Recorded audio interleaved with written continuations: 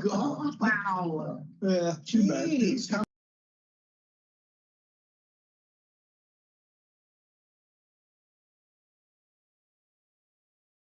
Too bad. That's darn.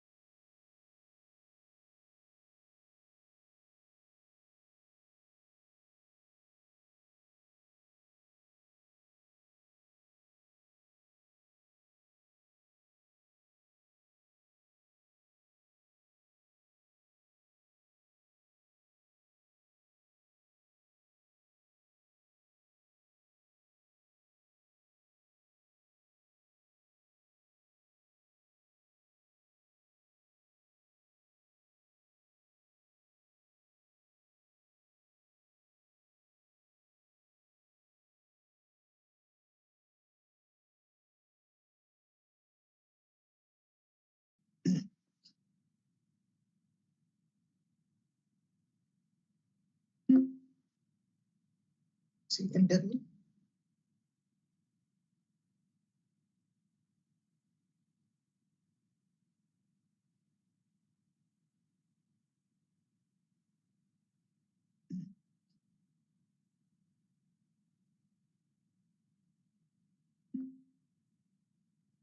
CMW. Okay, I think we have it resolved. The sound issue. See if we can hear us. Yes.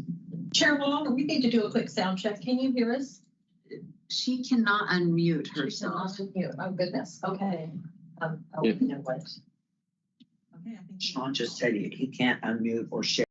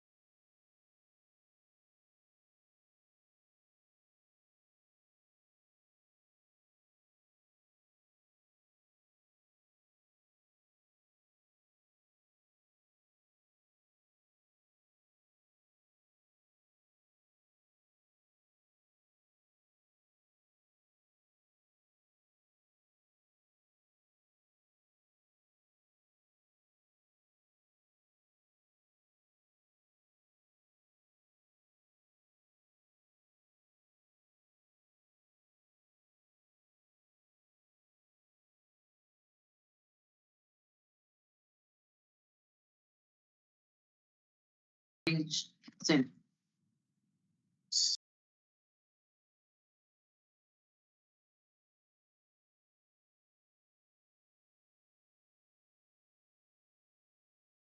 Can you go ahead and give us a sound check now and see if you're able? Staff, you know,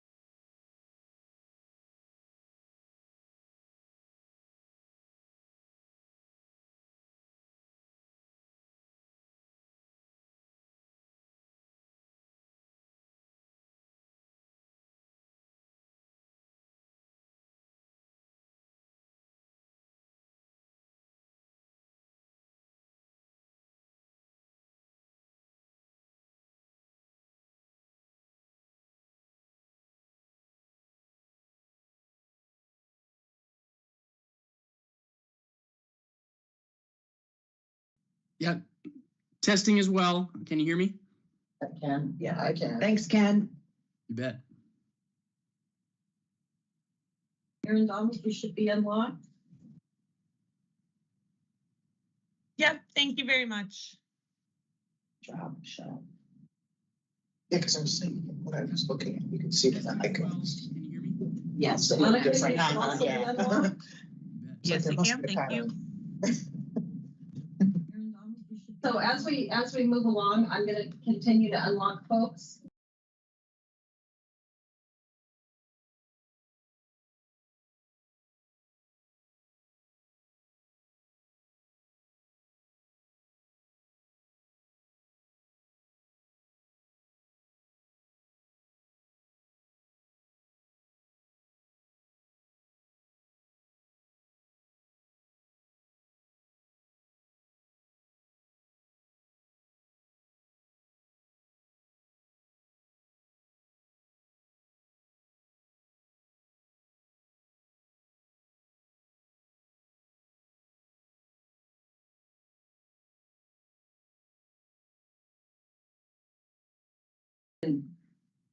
Her settings have been changed, so she should be able to.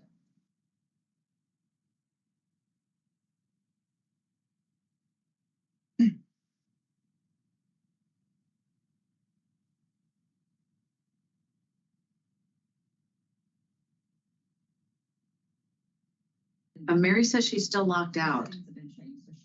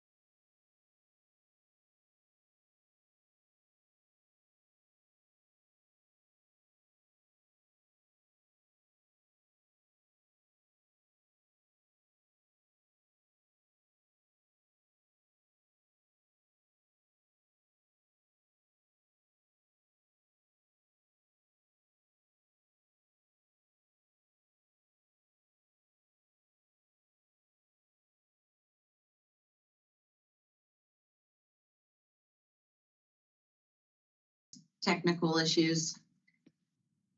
As many of you know, we had to do a switch where some of us are here in Portland, but we had to switch to 100% virtual yesterday with the snow in the valley. So just having a little bit extra technical issues this morning. So just hang in there for a few more minutes.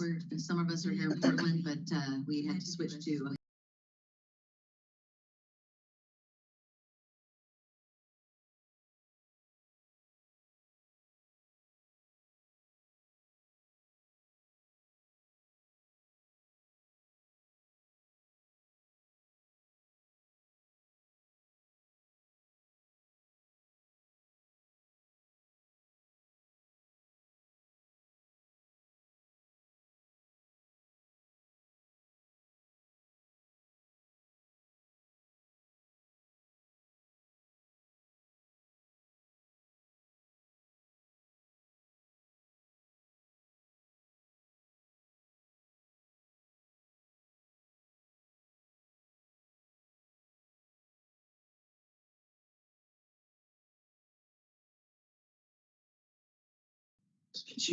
Can she hear us?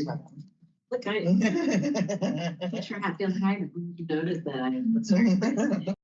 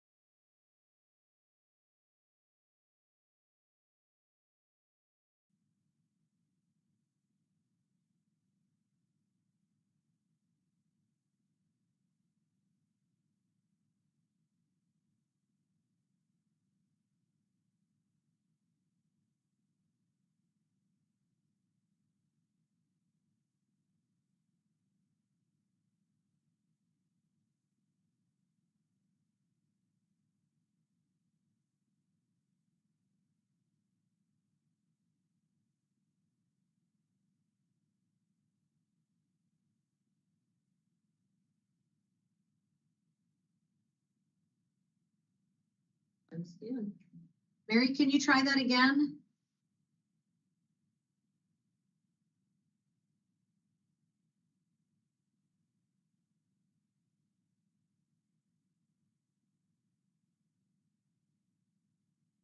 Can folks hear us?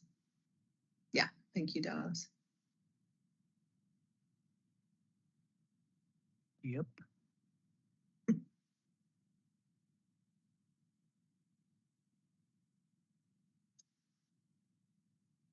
Because it's like, we can't even like do a So, joke. That you put it. it's, yeah.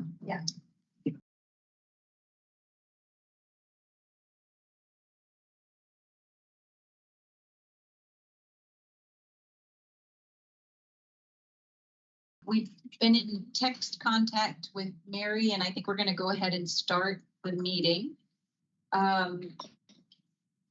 Just a couple of notes this morning. We have pulled Exhibit C, so that won't be on the agenda today.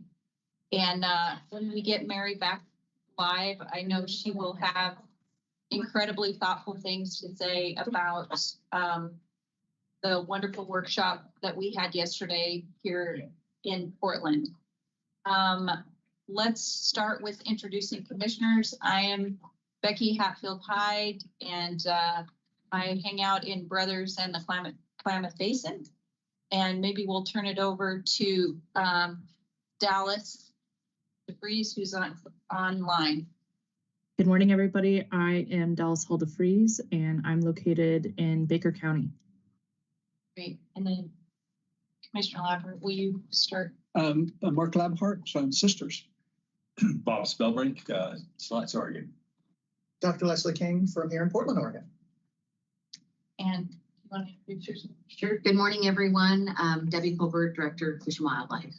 Just comment about the pulling of the agenda item. Yes. So I think it just needs to have a little bit of an explanation. I'm talking to Sarah about that, and it appears, correct me if I'm wrong, it needs more work. And is that a fair statement? And that's why it's been pulled. It's more concrete. Yeah. I had a constituent talk to me last night that was on the committee. So Yeah, just to explain so- why it was pulled. So essentially it was not a rulemaking that had a lot of urgency around it. So it doesn't like we had to get it done at this meeting. And just given some of the questions that folks had and some additional conversations, we decided to give it a little bit more time. So we're going to bring it back in a future meeting. Thank you. Because I'm pretty sure there's other members of that committee that are listening in today. Because it's brand new news to them. So, Yeah, I do believe We had staff reach out to them this morning to let them know that we're just hitting pause and it'll be back soon. I'm certain of it. Okay, let's move on to the director's report. All righty. So I wanted to, I know Mary would have started also this morning by thanking all of our presenters and our panelists yesterday. We had two really outstanding workshops. Also want to recognize all of the staff that put so much time into organizing those, bringing in just such outstanding speakers for both the 6 PPD and also the OCRF grants and engagement in the Portland area. And thank Commissioner King for bringing forward the 6 PPD topic. I think that we all learned a lot yesterday, and we're as agency, we're going to continue to stay engaged. And I think that we're hearing and learning of new ideas for how we should engage. So thank you for bringing that forward. Really appreciate it. Very welcome.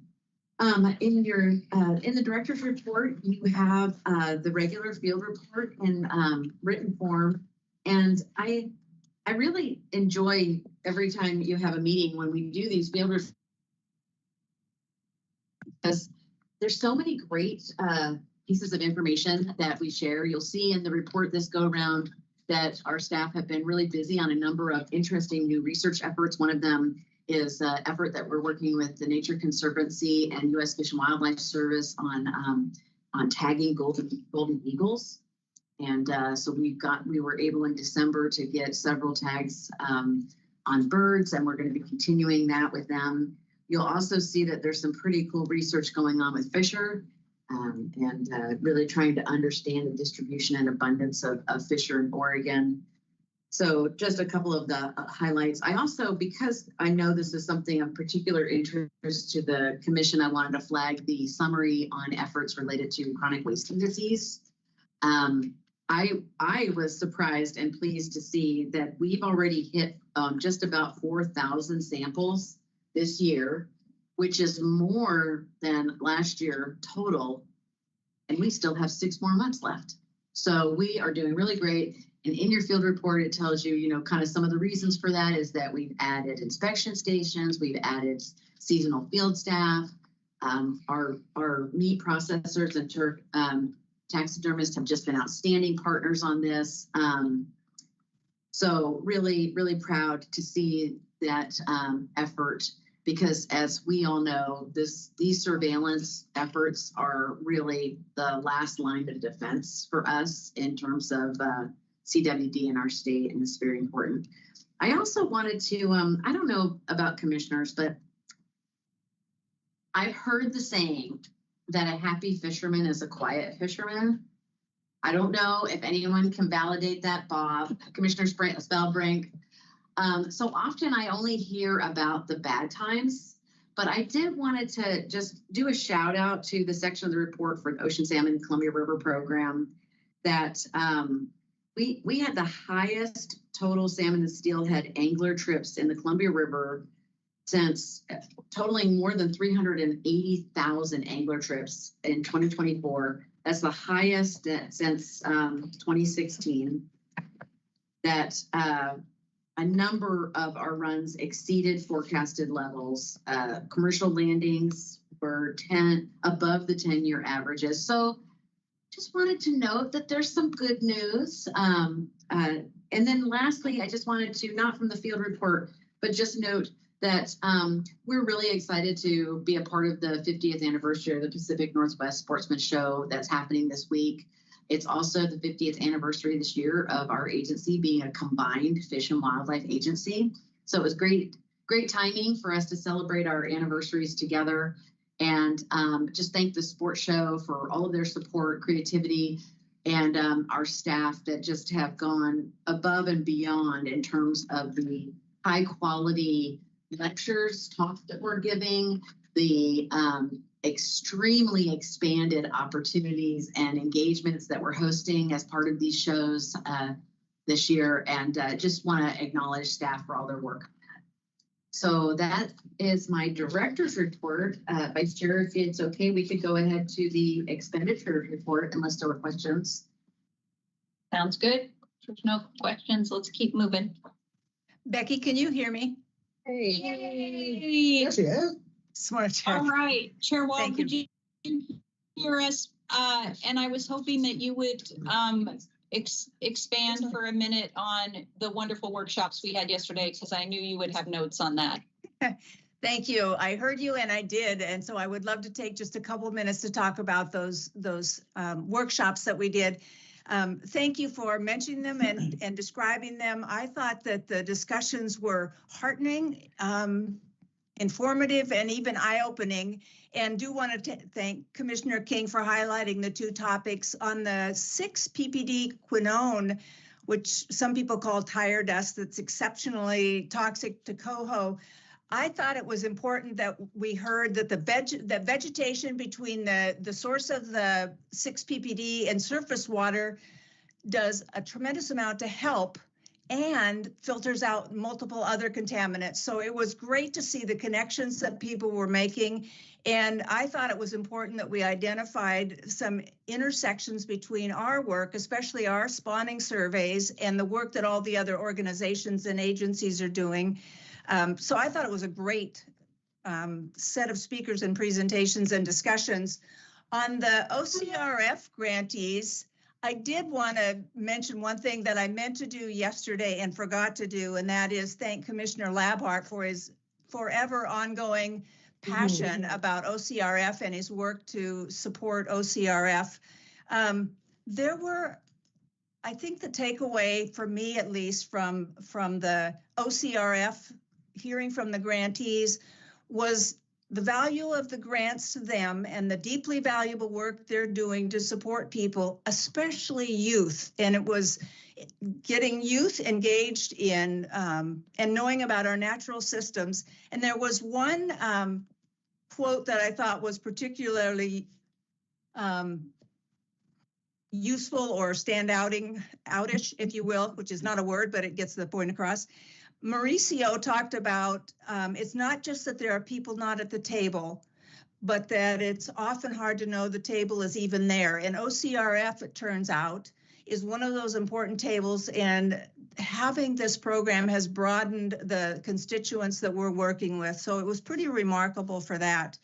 So that was, I just thank our staff, the commissioners that participated, and especially the panelists. It was useful to say the least. So I'll stop there, except I do have one question, if I could, on the field reports, or actually not so much a question, but the other thing that was in there, Director Colbert, you mentioned a couple key things, but there was also the sage grouse maps, and that those got adopted by the land use agency, which kind of picks up on the work that our staff did to update those maps and get it into the conversations about where things happen in the state and how to protect sage grouse. So I just did want to mention that as well. So thank you. And thank you, everybody, for indulging this virtual process. So let's go ahead. Back to you, Director. Sounds great. We're so glad that we were able to sort things out. So welcome. Thank you. And thank you for flagging the sage grouse as well. That was a big lift, and we're very excited to have that those rules in place with DLCD. So we'll go next to Chief Operating Officer Ken Loffink. Thank you, Director. Can everyone hear me? All right. Well, good morning, Chair Wall, Vice Chair Hatfield Hyde, Commissioners, Director Colbert. My name is Ken Loffink. I'm the Chief Operating Officer for the Oregon Department of Fish and Wildlife. Happy to kick things off this morning with just a quick and easy financial report. So we'll just jump right into it. For the month ending December 31st, 2024, the department's unrestricted cash balance finished at $63.1 million, and our restricted cash balance finished at $72.9 million, for a grand total of $136 million in custody at State Treasury. Now, I'm going to sound a little bit like a broken record on this point, but I think it's important every financial report to state that the unrestricted cash balance does include proceeds from an insurance payment from damages incurred in the 2020 wildfires. So of that 63.1 million unrestricted cash balance, about 22 million of that is insurance funds that are earmarked for repairs at facilities that were damaged by those fires. So true unrestricted cash balance, I would say at this point, is $41 million. I'll also note that our budget projections from earlier in the biennium projected that our ending balance at the end of the biennium would be around $45 to $50 million. So the $41 million is a little below that, but we are at, I'd say, a low point, if you will, for our ending balance. November, December tend to be slower sales months for license sales. January picks up a little bit, and we start picking up throughout the year, and then we really make up some ground in May and June with controlled hunt sale deadlines and some better weather. And so that $41 million is right where we expect it to be at this point in the biennium. I fully expect plus or minus $1 million here or there to be in that $45 to $50 million range at the end of the biennium. So we'll keep you posted there in the coming months, but all is going as projected. For expenditures, the end of December marks exactly 75% through the biennium, so we're in the home stretch of the 23-25 biennium. To date, or as of the end of December, we've expended about 54 or 53% of our expenditure limitation. Again, our expenditures are tracking right where we want them to be. As noted previously, we always tend to spend a little below kind of where we are in the biennium, and then we're going to really see our expenditures pick up here the last 6 months of the biennium as programs have held vacancy savings and are start making some purchases here and there. We're going to end the biennium below 100% spent. We always do, but we'll see that expenditure number creep up a little closer to match where we're at in the biennium here in the coming months. For 25-27 budget development, we are at a fun time here the next couple months, really important stuff for the agency. The agency is tentatively scheduled to present on the governor's recommended budget to the Joint Ways and Means Subcommittee on Natural Resources on March 31st and April 1st, with April 2nd then reserved for public testimony. So this is a critical time for us to share the governor's recommended budget to that subcommittee. The agency's budget bill is House Bill 5009, if folks are interested in checking it out. And as we all know here in this commission, that the agency's governor's recommended budget does include revenues from a fee increase. And all of our fees are set by the legislature. So I just wanted to call out, and another important bill for us is the agency's budget bill, which is House Bill 2342. We are tentatively scheduled for a public hearing on that bill on February 24th. So a couple key bills for us there the next couple months, and yeah, critical time for us in our budget going forward for 25-27. And that's all I have today. Make up a little time and happy to answer any questions. Just clarify, I think you meant that was our fee bill, the House bill number that you. Yep, I'm sorry. Yeah, the House Bill 2342 is our fee bill, and our budget bill is House Bill 5009. Thanks, Debbie. Of course. Commissioners, any questions for Ken? I have a question. Hi, Ken. Thank you very much. I'm just curious if current federal freezing is impacting any current cash flow issues or big budget items currently for ODFW. Yeah, Chair Wall, Vice Chair Hatfield-Hyde, Commissioner Halder-Freeze. So I'll keep this one brief and just say that there's a lot of uncertainty, right, regarding federal funds. We've been working really closely with the Governor's Natural Resources Office, DAS, Chief Financial Office, and our own Department of Justice on just identifying potential risks and impacts. Anything at this point moving forward is a bit uncertain. And I don't foresee at this point, like anything really impacting our like planned operations for the next couple months. This is part of the reason why we carry a heavy, or I guess a good ending balance, is in general, like we are always waiting on the feds for reimbursement of our federal grant funding. And so we see wild swings in that ending balance if there's some lateness when it comes to certain things. So I'll just say that there's a lot of uncertainty. We're controlling kind of what's right in front of us, and that's just to continue to provide high quality services to Oregonians for all those grants that we have in place. And we're working with, like I said, our governor's office, DOJ counsel, and Chief Financial Office on any issues we see. Great, thank you. I have my card, but who can see it? Or Yeah, Commissioner King. Thank you. And thank you, Ken, coming to us live from the hotel bedroom or wherever you are. So my question is related to Commissioner DeFreeze's is because I always look at the percentages of your pie chart. So for example, like when you look at the revenue, always the hunter angler is the biggest of other funds, right? But the biggest chunk of all of them says federal funds. Federal funds is 225 million roughly. 200, the numbers get so big, it gets silly to me, but it's the biggest chunk of the pie chart if you look at it.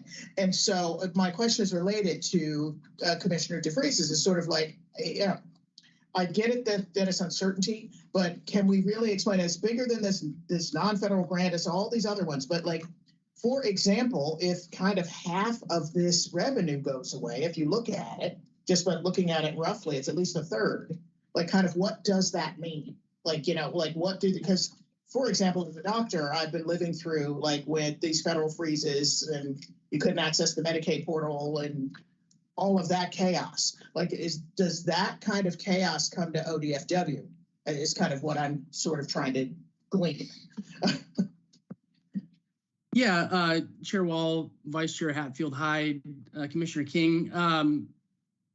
Yeah, I try not to deal with hypotheticals when it comes to this because we really don't know what's going to happen.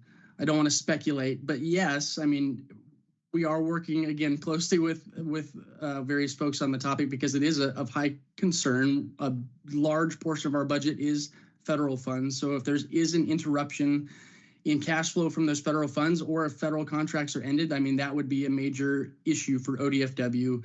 Hence, we are tracking it very closely and performing some internal risk assessments. So I'm not sure if I'm answering your question, other than to say that, like, we are tracking it closely, and if there are impacts, there would definitely be a downstream impact to ODFW that we'd have to figure out.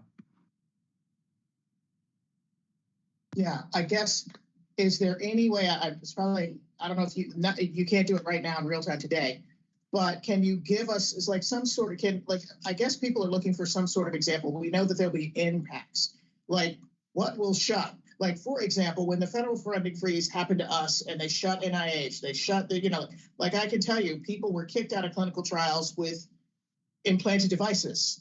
Their drugs were cut off. Medical transports didn't happen. Like, I can tell you, like, very, very specifically what happened, like how it's going to impact, say, medical training, like, like that was very real. And I'm wondering, do we have any kind of very real impact of, like, when this federal funding goes off, like, does a hatchery shut? Like, I mean, I'm speculating, but like, can you give some examples of what the impacts are, in quotes? Yeah, and again, I'll just say that this is speculation, like you said, so we'll use those terms. But yeah, so there's a couple different scenarios. If like, let's say there's a widespread federal funding freeze that lasts months that we can't absorb with our ending balance, then we would have to look at making, reductions to account for those costs, right?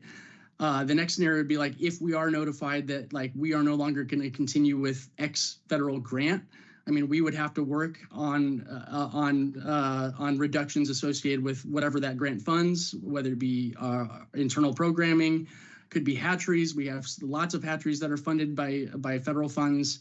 I mean, the list of, I think we have like 400 active federal grants. And so that's why I'm struggling a little bit to provide like a distinct scenarios, but it just depends on what the impact is. But if federal funding goes away, I mean, we would have to adjust, and those projects would not be funded anymore. You have to, thank you, Sharon. Can you like, some of them come through contracts, so the impact that can happen on a contract versus a grant, so there's a lot of complexity and quite a mix in terms of our funds, which affects the risk. And then there's also an element that is above kind of what it would be a state issue. And that's why DOJ is involved in terms of obligations. So, that would go beyond the response that ODFW could do, but that might come more from the Attorney General's office. Great report. Thank you. Thank you. Thank you very much, Ken. Yeah. Okay. I think next we have up in the director's report, we are going to hear from our legislative director, Sean Clements, on the Hatchery Resiliency Project. And before we get started on that, I just wanted to note that we don't have a super full agenda, and we know that this is something of significant importance to the agency and of interest to the commissioners. And so we have planned for a very thorough presentation to you today. So we don't want you to feel like you're rushed at all. And so just wanted to kind of put that on the table. So the way we were going to do this is that Sean has kind of a sequence of slides that are kind of buckets of different things that we've done as part of this work. So he's going to tell you a little bit about that bucket, and then we're going to pause for any questions, comments from commissioners. And Vice Chair Hatfield Hyde is in the room, and so the chairs asked for her to facilitate questions from the commissioners. Then we'll go on to the next bucket. So just so that way you don't have to sit through a long one, but you actually get more of a chance to engage and ask questions. So that's our game plan. And with that, I'll hand it off to Sean to introduce himself. Thanks, Director, for that intro. So Chair Wall, Vice Chair Hatfield Hyde, Director Colbert, and members of the Commission. Sean Clements, Deputy Director, or currently Legislative Coordinator for the agency. And as Debbie said, I think you're all aware that for the past year and a half, we've been working pretty intensively on a review of our state hatchery system. And this follows a budget note that was incorporated into our budget in the 23 legislative session that gave ODFW $1 million to work with contractors and evaluate the system. That built on work that we had already been doing internally following the 2020 wildfires, where we kind of realized that our hatcheries were at a tipping point. So I'm going to, like Debbie said, Director Colbert said, step through the work that the contractors have done this year and kind of share the information we now have at our hands as we think about investing in this system for the future. Before I get there, I do just want to acknowledge some of the work that staff have put in on this. Like I said, it's been a pretty whirlwind tour of the hatchery system over the last year. And I really want to acknowledge the work of a couple of key folks, Mickey Varney and Michelle Jones, who really helped us out with fishery evaluations and hatchery evaluations. The propagation folks, particularly Scott Patterson, who's our propagation program manager, and then our hatchery coordinators, Ryan Couture, Brent Hunners, and Andrew Gibbs, who did just a phenomenal amount of work in assessing the deferred maintenance needs at the facilities and helping our contractors understand the complexities of the system. It really is a highly complex, four-dimensional problem that they're dealing with in terms of moving fish around and trying to fit all these programs in. And then I do want to acknowledge Chris Lorian, who's also in the room today, and he's going to be my phone a friend on any questions that you might have here. Chris was really the behind-the-scenes lead on working with the contractors and helping them understand the system, getting them the information they needed, and kind of working between them and the agency. And he's been on special assignment for a year now, just a really heavy workload for him, and deeply appreciative for the work he's done there. And with that, I'm going to get started here and just start sharing. And last year, we did a series of webinars, I think starting in July and August. And there's 3 of those, and I'm going to share material from each of those webinars. So I know several of you sat on those webinars, so some of this will be a repeat, but it's a chance for you to take another look at it and dive into it more deeply. So as I said, we're really looking ahead to charting a sustainable future for our hatchery system. And what that looks like is a little bit dependent on what we've just found, and we're still working through the details of that. In terms of what we were reviewing, we really had a focus on 17 facilities. 14 of these are state-owned. These are the ones in red. Majority of those ones are on the coast, on the west side, but there are several facilities along the Cascade Spine. And then there's also 3 federally owned facilities, excuse me, Coal Rivers, Leeburg, and South Sanium. And we included these because they interact heavily with our state system. We have state production at each of these facilities, and they can potentially be part of the state hatchery system.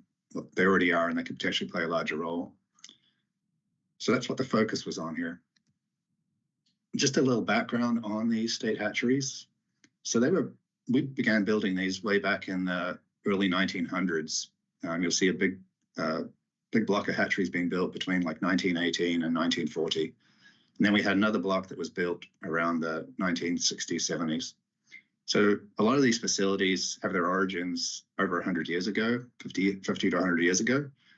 And although they've been upgraded over time, it's important to keep in mind that the average lifespan for a lot of the core infrastructure there, the water supply system, the raceways, is really only 20 or 30 years. And so we're definitely at that point where there's some major investments needed in the system. A couple of other things that are important to bear in mind is that when these hatcheries were built and sited where they are, there were some assumptions made at that time.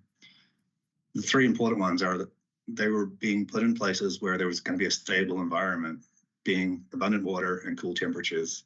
Second one being that there would be minimal fire risk. And the third one being that we'd continue to have a reliable source of broodstock so that adult salmon would keep coming back, that we could rear the next generation. And I think you're all familiar with some of the changes in our environment that we're seeing, both decreased flows, warmer temperatures, increasing fire on the landscape. And then we're also seeing in some cases challenges getting broodstock back to the facilities that lead to challenges in meeting targets. So given that, we see these changes happening because of climate change. We've got this aging hatchery infrastructure. And then we've also got some of these increasing costs that we've talked about during budget development. It really is making it more difficult for the hatchery system to keep delivering on these fishery and conservation goals. And because of that, we're trying to be proactive in understanding these challenges by assessing the hatchery system and then looking at how we can adapt and invest for the future.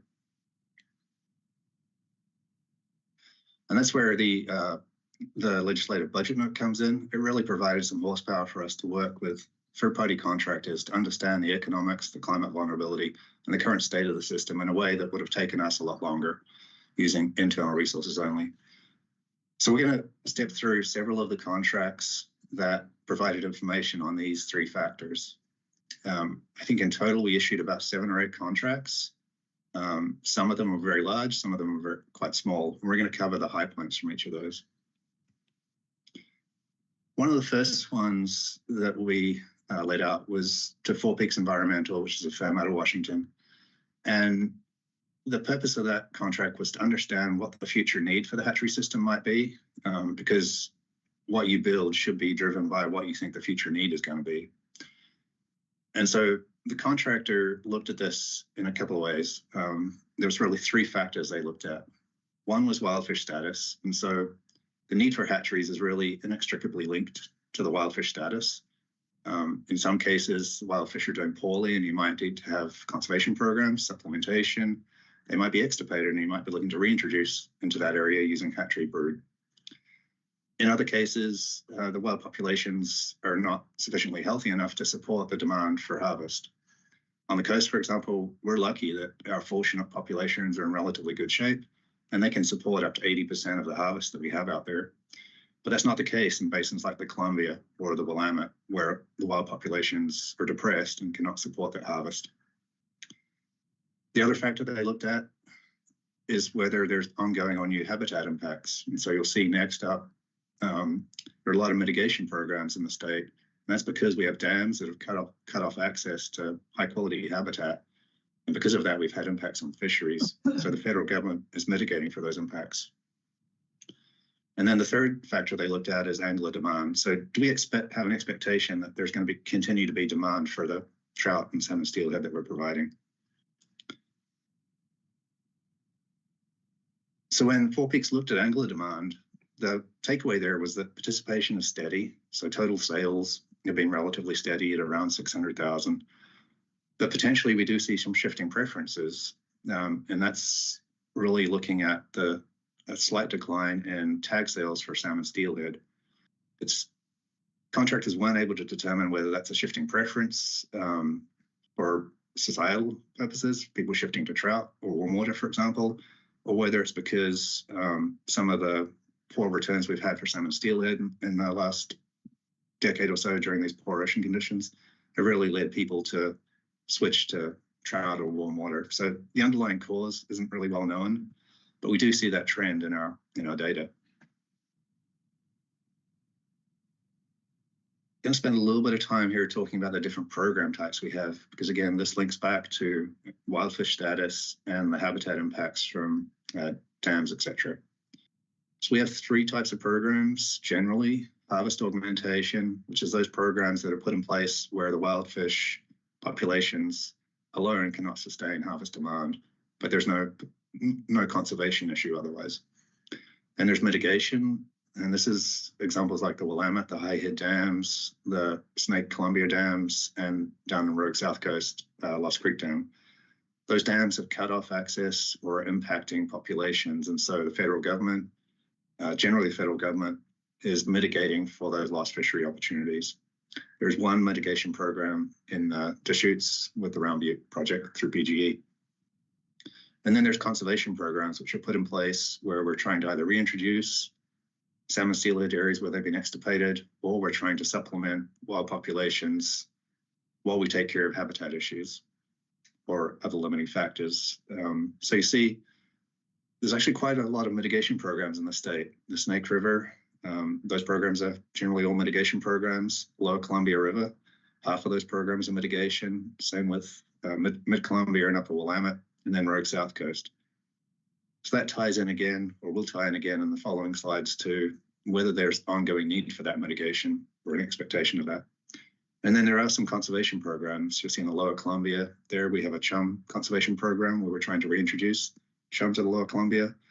In the Oregon coast there, you'll see a little sliver, which is the only conservation program on the coast. That's the one the commission adopted a couple of years ago in the Coquille Full Chinook.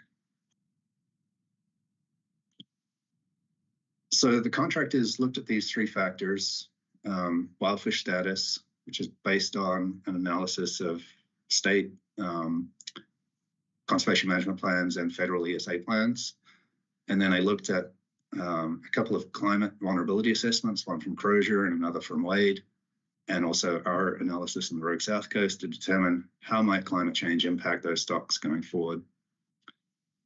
They also looked at our angler demand and then the need for mitigation. So whether the driving factor for that mitigation is likely to remain in place in the near future.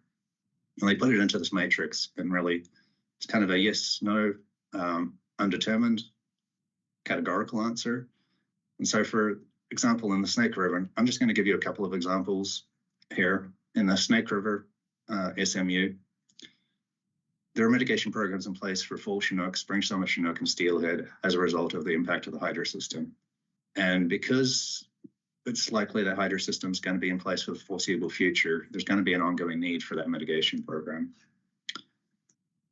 Similarly, when we look at whether the kind of likely future for those stocks and how climate change might impact that, the contractors determined there was likely an increasing need for conservation programs for fall Chinook and a continuation of the existing conservation mitigation programs for spring, summer, and steelhead. And so what that feeds into is that in the Snake River SMU, there's likely an ongoing need for hatchery production of some kind.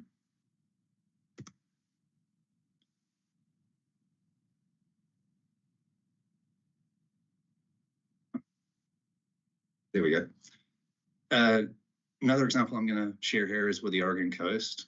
This is an area where we don't have a lot of mitigation programs. There's really just one in the Umpqua, a really small mitigation program for coho at Galesville Dam there. By and large, though, we've got pretty good habitat and pretty good populations. And so in terms of mitigation, we're not seeing, or the contractors are not seeing, a need for mitigation programs in the future for most of those stocks. Sorry, I'm just trying to get rid of my move you all around. In terms of harvest mitigation, though, we do see an ongoing need, or the contractors again see an ongoing need for harvest augmentation for all the programs there, with the exception of chum. And chum, we're in the early stages of trying to reintroduce in the Lower Columbia. We have some populations in the North Coast, but we're really not augmenting the harvest on those. And then in terms of conservation, again, relying on the Crozier et al. And the Wade papers, contractors did find that there was likely to be an increasing need for conservation programs for coho, spring Chinook, and summer steelhead, and then a continuation of the conservation program for the Coquille Full Chinook. Winter steelhead, on the other hand, given their current status and the vulnerability assessments, they didn't see likely a need for an increasing conservation program there. So in terms of some take-homes from these analyses, the contractors found that there was really no indication there was going to be a change in the need for mitigation programs. Those are the ones that are associated with dams again. There was likely some need for increasing need for harvest and conservation programs based on expected declines in wildfish status in some areas. And again, this was at the SMU scale, so it's not saying in this basin we expect to have a need for increased augmentation or harvest. It's just saying that in this SMU overall, we think there's going to be ongoing need for hatchery programs of some kind. So I'm going to pause there and just see if there's any questions before we dive into the next Commissioners, bucket of work. Commissioner King. Thank you. Thank you, Vice Chair. Thank you, Sean. And Chris is in the room as well. He may be able to help in terms of quote phone a friend. But actually, I had a question about Coquille because that was a conservation hatchery that we voted for and is supposed to come back to us at some stage or something. Where are we in that? Because one of the things that we purposely put in there is the stop gap. Like, when do we stop? When do we determine that it's actually not working? So where are we in that sequence? Because I can't remember when that happened, but it's coming close to 4 years, I think. Chair Wall, Commissioner King, might have to call on Chris for the exact details. I think it was 2 years ago we adopted that program. And I know the program has really struggled to collect brood. It's difficult in those conditions in a large river system to collect brood. And we've had an army of people out there through the Coquel tribe and STEP volunteers. But it's really been a struggle. The first year, I think we were able to collect one female and had about 8,000 fish. The second year, I think we did a little better. Chris might have the numbers on that. And then the third year, I think it's also been a struggle. So we haven't yet seen any fish return from those releases, and I don't think we will for another year or two. But I'd say it's in the early stages of getting off the ground and learning how to collect wild fish in that basin for the conservation program. Chris, do you want to add anything more? For folks who can't hear this, Chris Kern, West Region Manager. I think, Sean, you covered it well. We believe the program was approved in late 21 or 22. It was 21. This last fall was our third year brood efforts. I know that, and we got very little. So 2 years ago we did okay, but last year not much. And as Sean said, we're still a year or two away from even potentially seeing adults that could come back from those releases. So we've got the iteration going. I can't remember the date that we talked about coming back offhand. Right, again, and that's my question is, for example, we come back, but you can say it's too early because nothing's returned. I mean, like, again, like this can just spin in this way for forever and ever. So like, what is the plan? Like, if we keep having these terrible years where we don't get enough brood, are we just going to stay in this loop? Like, what are we doing? I guess that's what I'm asking. Yeah, Chair Wall, Commissioner King, I think that was some of the discussion we had at the time. That exactly. It was. We're going to look at a 4-year review, but there's no expectation that we'll have a lot of adults returning to be able to talk to you about how that component of it is going. What we will be able to talk about is how we've been doing in terms of being able to collect wild fish for brood, the propagation side of the program, how successful we've been at rearing and releasing those fish. And then also on the flip side, like how are we seeing the removals of smallmouth bass go? And are we seeing an impact on addressing the true limiting factor? So I think it's going to be a mixed bag when we get to the review in terms of what we will and won't be able to say about the likely success of this program. But we knew at the time when we were having those discussions that this was going to be what we would have at that time. Yep. Okay. Good. Do we have other questions at this point or questions online? They're both. I can't see. Mary and Dallas both. Yep. Good. Okay, so Dallas or Commissioner Hall DeFries. Thank you. And this is just more probably a somewhat ignorant question as a new commissioner, but could you break down this is a multi-part question. For each of those different programs, do they have different funding mechanisms? And functionally, at a hatchery level, are they operated differently? Or what are the key differences in each of those different programs other than what the fish are used for, if there is any? Yeah, Chair Will, Commissioner Hall DeFries. I really struggle with multi-part questions because I have to keep on my head, but I'll try to do my best here. So in terms of the funding mechanisms for those programs, the state, I think there's 3 big buckets of funding that we have. One is state funding, general fund. One is license fund revenues, and then the other is federal fund. And the hatchery system in total, I think, is about $90 million in total budget for the 33 facilities.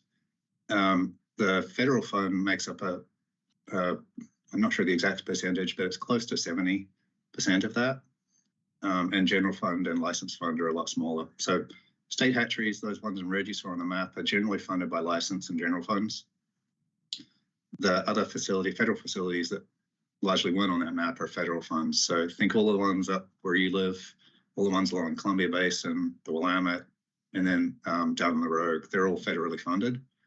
And they're funded through various mechanisms, Mitchell Act in the Lower Columbia, USV Oregon in the kind of northeast corner of Oregon, US Corps of Engineers in the Willamette and the Rogue. And then in terms of those programs, so a mitigation program versus a harvest augmentation program, they're generally run in the same way. There can be differences in those programs in terms of the broodstock. So in some cases we'll use wild broodstock, in some cases we'll use hatchery broodstock, and in some cases we'll use a mix. And it really depends on what we're trying to achieve there and what the available and what the health of the wild populations is too. So each of our plans, when the commission adopts them, it lays out what kind of program it's going to be and how that program is going to be run in terms of broodstock and release timing. And conservation programs, they can be a very different kind of animal in terms of propagation. So for example, in the Coquille Basin, we're actually trying to raise a fish and put it out in a time when it's going to avoid the predation bottleneck for smallmouth bass. So we have wild fish that are transitioning through that area at a time when the smallmouth bass are active. We're trying to raise the hatchery fish to a larger size and put them out at a time when the smallmouth bass are less active so they can get through that bottleneck. The other thing we're doing is that we're using all wild broodstock for that. So capturing the wild fish and spawning those versus our hatchery program, we're often crossing hatchery by hatchery, or in some cases, we're integrating some wild fish. So there are definitely differences in the way we rear these conservation, mitigation, augmentation programs, and it's tied to, again, the goal of the program for harvest, conservation, and the status of wild fish. Okay, cheers.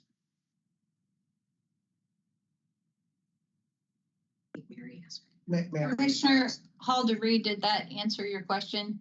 Yes, it did. Thank you. Okay, good. Okay, Chair Wall. Thank you. And just before I ask my couple questions, it looks like Chris Lorian came on. Is that because you wanted to add something to that last one, Chris?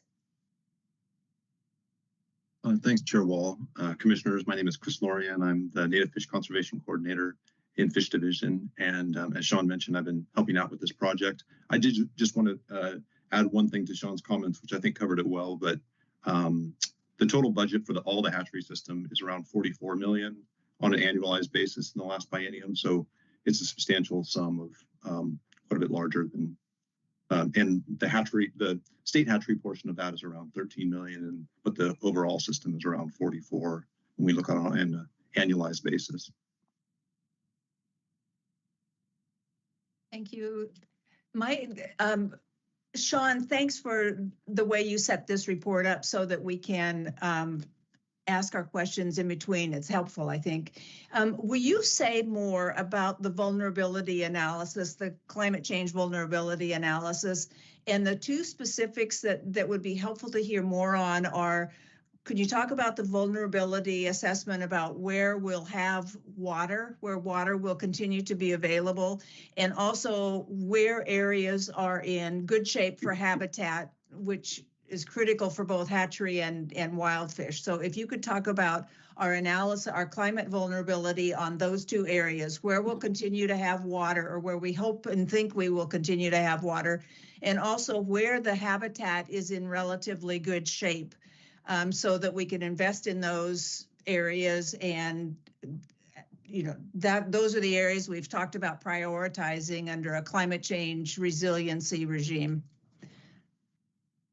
Our Chair, well, I think a large part of the reason for the format here of stopping is that so I can take a break from talking. Good right now.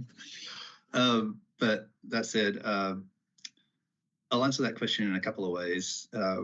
So we've just talked about the assessment for future need for the facilities, and the contractors there used a couple of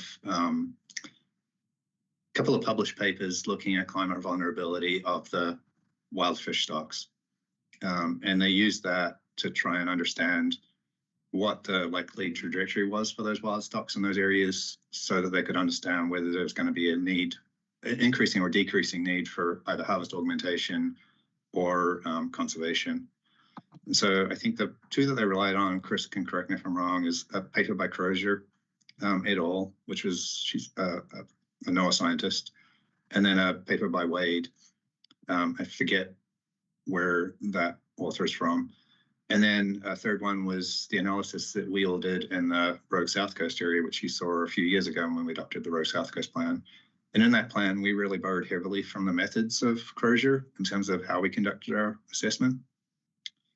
So if you recall back to that plan, it's a multi-part assessment that looks at both quantitative assessments of flows, temperatures in those basins, projected changes in ocean conditions, so sea surface temperature, currents, etc., and then looks at the life history and distribution of fish relative to each of those factors, and uses an expert panel approach to quantify the vulnerability of fish given those expected changes and their life histories.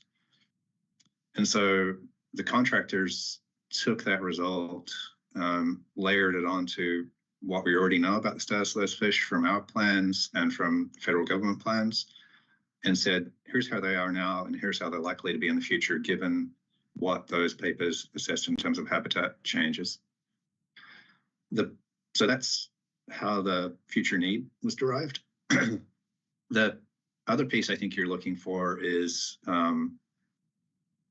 how those habitat changes are likely to impact the hatcheries themselves. And that's in a piece coming up here. That's an analysis that Linker did. So we'll get to that soon. Okay. Then let me ask one other question and then I'll stop for this area. When you talk about the areas that need a conservation hatchery increase or are likely to, can you give a few examples of what that would look like? We know what it looks like in the Coquille. Well, at least we know partly what it looks like. But what are you thinking of when you talk about increasing the conservation part of the hatchery system? It's a really good question. And I think that is going to be evolving over time, what that looks like. As Commissioner King indicated, we're going to do an evaluation of the Coquille program at some point and understand, if our approach there was successful or not, whether it needs to be revised. And based on that, it might change how we implement conservation programs elsewhere in the future. But for example, on the coast, you could foresee that in places like the Umpqua, where we have rising temperatures, we have smallmouth bass expansions, and we have some stocks like Summerstelia that are not doing well, there potentially may be needs for conservation programs in the future. Not saying there is. And same in other locations where we might see an introduction of bass that could have similar impacts. We may see rising temperatures. And again, the implementing a conservation hatchery program is not an insignificant step. It takes a lot of resources and a lot of sustained work. So we're going to be wanting to implement these and learn from them as we go so that we can change our approach in future. Been doing it for quite a while in the Columbia Basin, but that's really a different kind of set of circumstances to what we see on the coast in the Willamette. For sure, in the Willamette, in the recent years, we've seen an increase in some of those conservation purposes as we're reintroducing fish above the high head dams and trying to get self-sustaining populations up there. And with the recent buy-up, hoping for progress towards fish passage at those dams so that we can see self-sustaining populations. So, Chris, did you want to add anything on that? Chair Wall, commissioners, I think Sean covered it well. I think that there's a good example. I think that's kind of a developing case in the Lower Columbia where we've done extensive monitoring of our fall Chinook populations in the Lower Columbia for a number of years since the Lower Columbia River Conservation Plan was adopted in 2010. And we found through that work that some of the populations that we thought were functioning populations appear to be extirpated. And so it has raised the need to think about reintroduction programs for fall Chinook. And we're in the stages of trying to develop a program and think about what it would look like to do a reintroduction program for fall Chinook, or something that would provide, fish in those basins to help kind of reseed and restart those runs if we can. So those cases where we have extirpations, I think, are some of the most, or functional extirpation, where there may be a few fish around, but we no longer feel like there's a functioning population, or places where I think a lot of these conservation programs are going to become the only option on the table for reestablishing fish in these basins. Thank you. That's a really good example, and I think the CHUM program in the Lower Columbia is another where there's been a lot of work and research going on to understand where might be good places, what habitat we can release these fish into or release eggs into and get production back from. And I think we've learned quite a lot through that program to date that is helping us refine where we work. And it's the same in the Willamette Basin. We're in the early stages of reintroduction above those dams, and where the Corps of Engineers is assessing how natural production is going and how those fish are getting out through the dams and coming back.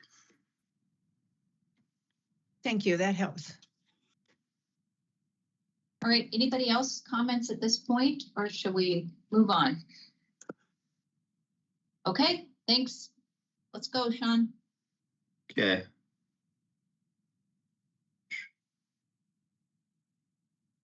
So we're going to dive next into economics.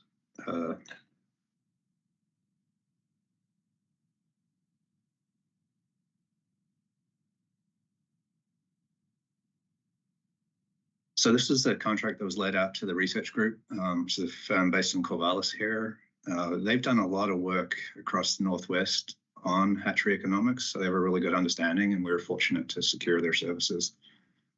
Hatchery economics are kind of a niche market in terms of economics contractors, and so to find one that has an understanding of the system and the complexities is really important to this work. I'm going to talk at a high level about a couple of analyses they did. One was looking at the costs involved in running the system, the state hatchery system, and the other was looking at the benefits side of it. They also did some work to understand funding models in Oregon and surrounding states and look at the sustainability of those funding sources. When it comes to calculating costs, they did a couple of things. One was looking at the production costs, so that's the staff at the hatcheries and our hatchery coordinators, looking at supplies and services like fish food, as well as insurance and other kind of costs directly associated with production at our facilities. The second bucket was looking at this maintenance and replacement. So maintenance is things that occur at hatcheries on an annual, biannual basis. It's not the heavy maintenance that we see on occasion. It's more the kind of regular maintenance. And then replacement costs is not something that we have a mechanism to budget for in the state system, but it's a common economic indicator that they use, or metric that they use in their assessments. And then fisheries, as we think about the cost to produce fish per adult caught, we need to understand the release, the harvest rate, the survival of those fish to understand what that cost factor is. So just going to dive into some of the data here and kind of step through this. So this graph shows the cost per adult harvested. So for every angler out there that catches a fish, what was the cost of that fish to the state to produce? And it's broken down by those three buckets. So the orange part of the bar is the operations and support. So that's the hatchery staff, the support staff, and fish food, etc. Then there's the light green part of the bar, which is headquarters staff, maintenance, bond payments. In the mid-2010s, we had a hatchery bonding, and that's part of our budget going forward as repayments on that. And then the top part there is these annual capital contributions. And this is not something that's actually in the agency's budget. The state doesn't have a way to budget for replacement, but it's an important economic concept, so it's included in this analysis. So in terms of what the state ODFW actually sees in terms of costs, it's really a combination of the orange and green bars there. So if you look at just along the y-axis or x-axis here, trout, relatively cheap to produce, somewhere between $3 and $6 per adult harvested. That's a function of, again, low costs and high harvest rate and high survival. When you move into anadromy, the second bar there, which isn't labeled, sorry, that's the total cost per adult harvested for all anadromous species. And you'll see it's around the $120, $130 mark. Then we split that out by the different species of anadromous fish. So we've got fall Chinook, spring Chinook, coho, winter and summer steelhead. A couple of take-homes on this is that coho are the most, are the lowest cost per adult harvested, whereas summer steelhead are the highest cost per adult harvested. And for summer steelhead, it's driven by a couple of things. One being the steelhead in general, we rear them in the hatchery for significantly longer than the other three species. They're a yearling fish, so that increased cost because of that year-long rearing cycle. And then the other thing is that we have pretty poor survival on our summer steelhead, and you've seen some of that in the recent data where we're having struggles with summer steelhead generally. So those costs are significantly higher. And then winter steelhead, by contrast, we are having better survival there. So cost per adult harvested is less. There's asterisks above fall Chinook and spring Chinook because it's really hard to tease out in the analysis some of the difference between the management, maintenance, bond payments, and the annual capital contributions. So whereas for the others, we could do that relatively easily, for these two, we couldn't. So this is kind of an approximation there. So take home is trout, very low cost per adult harvested, anadromous fish significantly higher, and summer steelhead highest, coho lowest. Then if we look at each hatchery and look at the cost per pound of fish released, so we often do this in cost per pounds.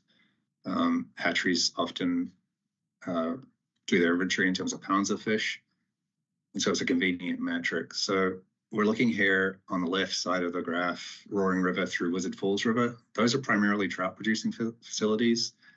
Some of them do have anadromous fish on hand, but the majority of what they're rearing is trout. Then on the right, from the Halem through Trask, those are primarily salmon steelhead facilities. Again, there are some trout on hand, but the bulk of the fish are salmon steelhead. And again, it's the same coloration where the operations support is in orange, the management maintenance, bond payments, et cetera, in green, and then the annual capital contributions up top there. And when you look at the cost per pound to produce, there's a couple of patterns. One being that trout facilities in general are producing fish more cheaply per pound than the salmon steelhead hatcheries. The other trend is that a lot of the small coastal facilities are generally more expensive per pound of fish released than the facilities in the valley or along the Cascades. And that's a function of these facilities are generally relatively small, but you still need a minimum of 3 staff on site just for staff safety reasons, and that we need folks on hand 24/7. So that all goes into a little bit of higher cost of production of those facilities.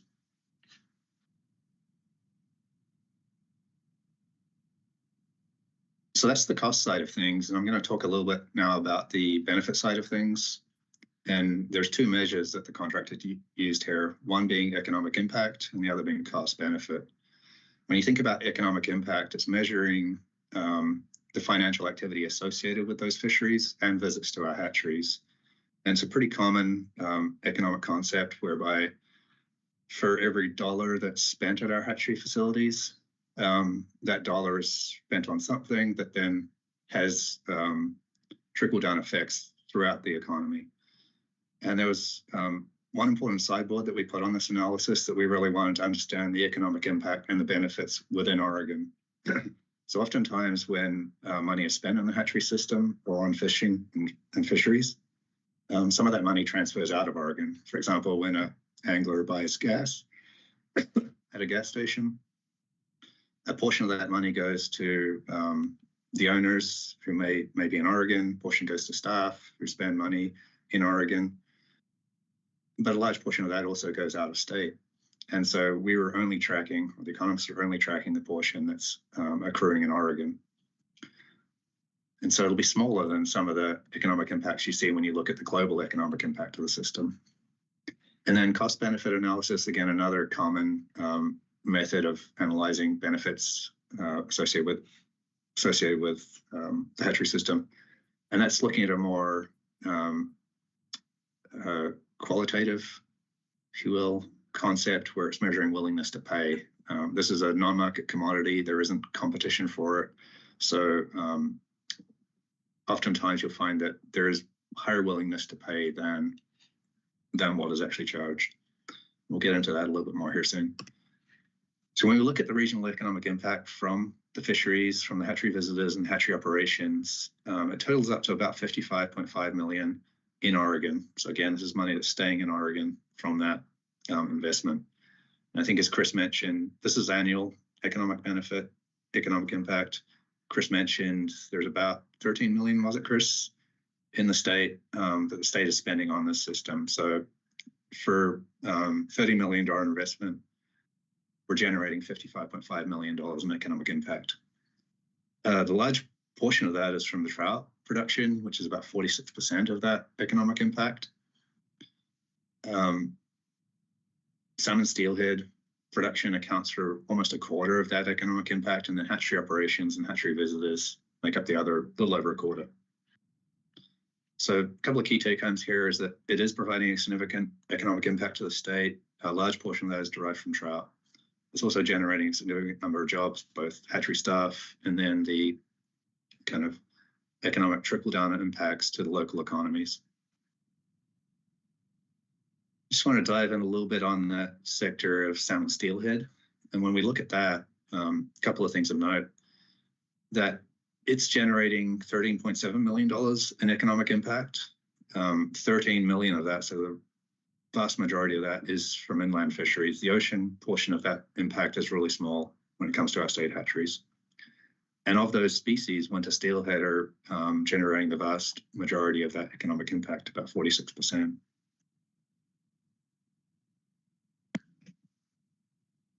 So that's the economic impact side of things. We're going to talk now about the cost benefit, which is this, again, it's a standard method. And in this case, it didn't account for all costs and benefits, but it's looking at, on the cost side, personnel, utilities, support, etc. And then on the benefits side, they use three kind of metrics that are based on survey data. Again, it's a recreational angler willingness to pay. So you're surveying anglers and understanding what their willingness to pay for this product is. You're surveying commercial harvesters, and then you're surveying visitors and understanding their willingness to pay to visit a hatchery system or a hatchery, even though it's free. And when they looked at this, it was really similar to the regional economic impact, $66 million total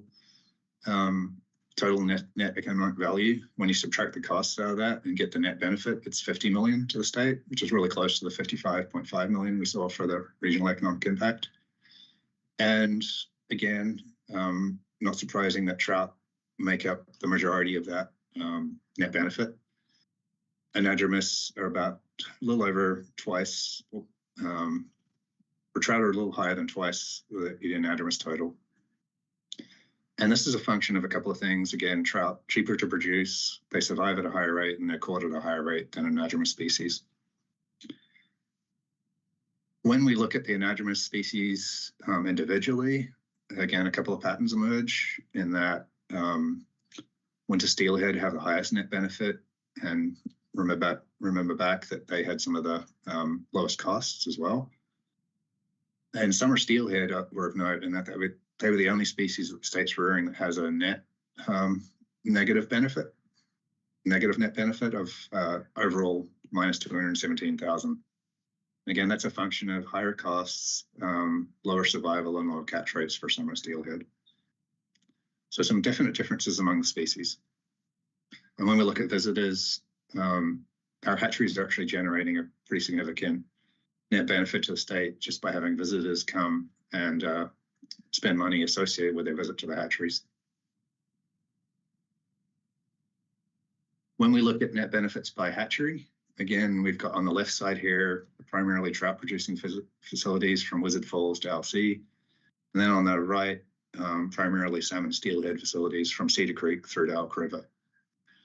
And again, the trout facilities cheaper to produce trout, higher survival, higher catch rates, so higher net benefit for those facilities. Salmon steelhead facilities, that's ranging from, I think, Elk River in the $800,000 range up to Cedar Creek, which is around the $3.5 million range. And I think the important thing to note is that they're all generating a positive net benefit. And particularly when you think about some of the small coastal facilities, they're in some of these rural underserved areas where $500,000, $1 million, $2 million of net benefit to the community is really important.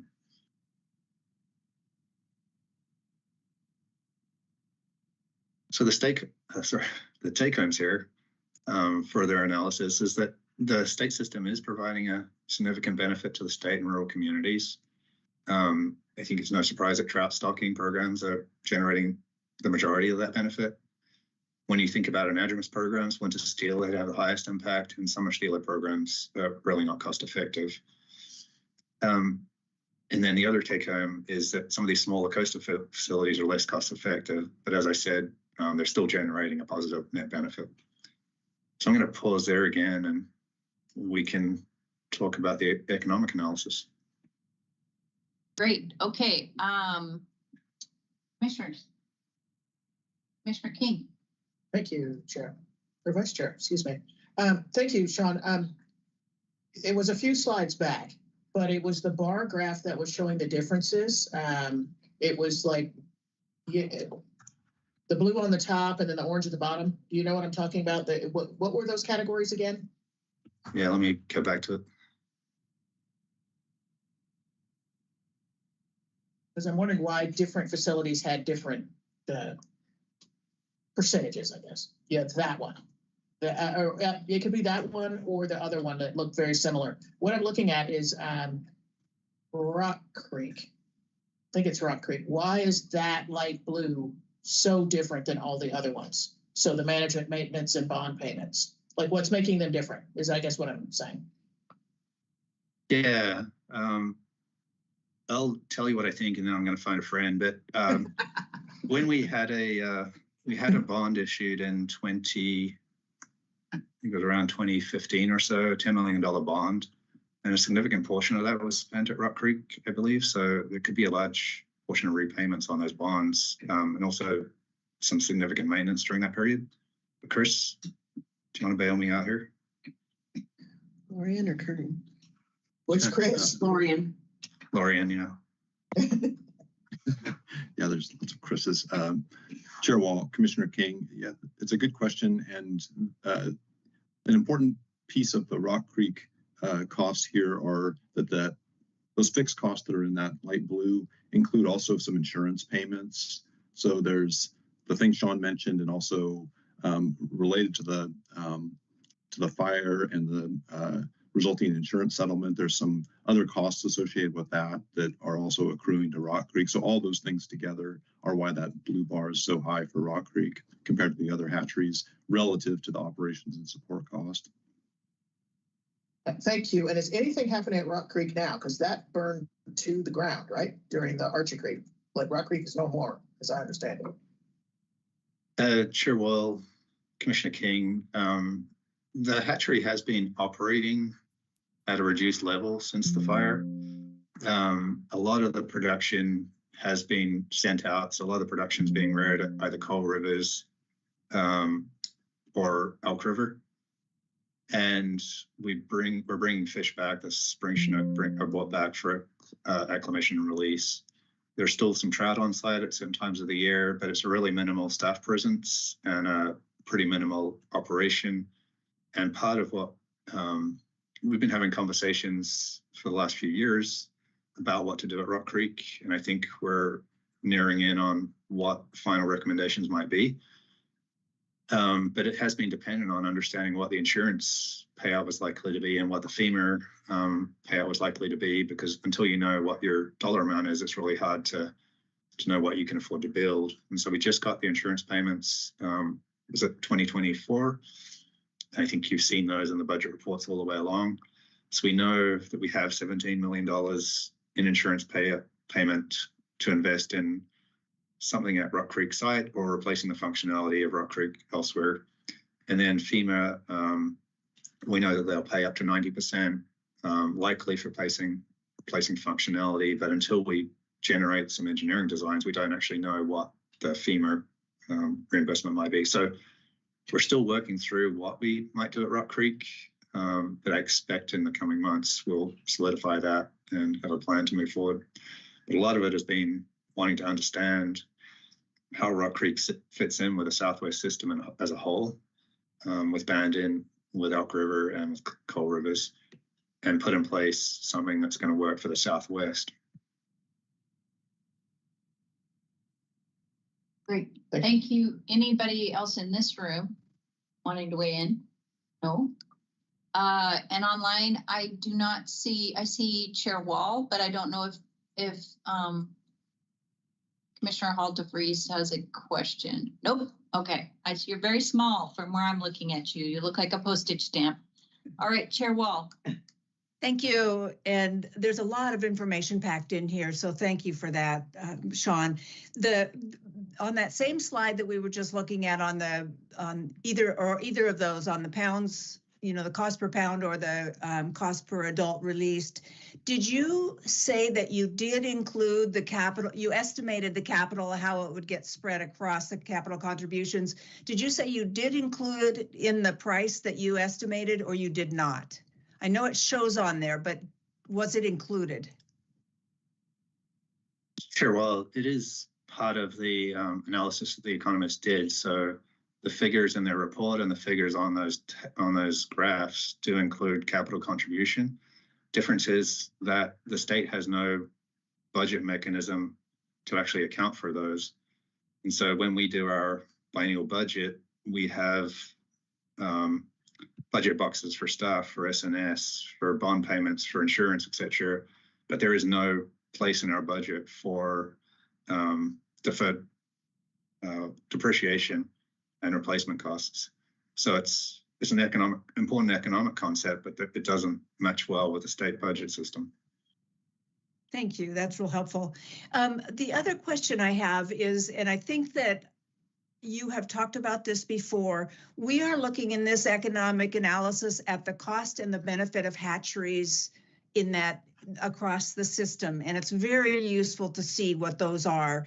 And especially the way you've displayed them, showing comparing the trout and the salmon and steelhead and those things. My question is, we're trying to look at the entire state. We're a hatchery state, and we're going to stay that way. This is a big part of our future. We also then look in each of the management plans for how we're going to manage for the habitat and especially for the fish in those different areas. And the thing that would be useful is if we could ever look at, or one of the things that would be useful is if we could look at the costs of, you talked about dams and the costs that those have had on our fisheries. And if we could somehow look at those costs and benefits as well of what the benefits would be of those wild fisheries and what the cost is because of, for instance, the dams or where there are hatcheries when those have impacts. Is it a safe assumption to say that we will be looking at those in the conservation and management plans so that we actually are seeing the costs and benefits, and especially the cost to our wild fisheries from the dams or from the hatcheries? Sure, well, there's a couple of ways to think about that. So the analysis we did in this assessment was really driven by a couple of factors, one being what the budget note specified, and two being the time and data available for the analysis. So I mentioned in that cost benefit that it didn't include all the costs and benefits that could be included in that analysis. And there's some, for example, like impacts of hatcheries on wild fish. There's also the cultural values of providing hatchery fish. There's a whole lot of values that are difficult to quantify. And in conversations with the contractors, they felt like just given the time and available information, they wanted to constrain it to the analysis they did, which was really focused on the things they could immediately quantify. And Chris, I know Chris had more conversations with them on that front than I did, so he might want to expand. When we talk about our conservation management plans,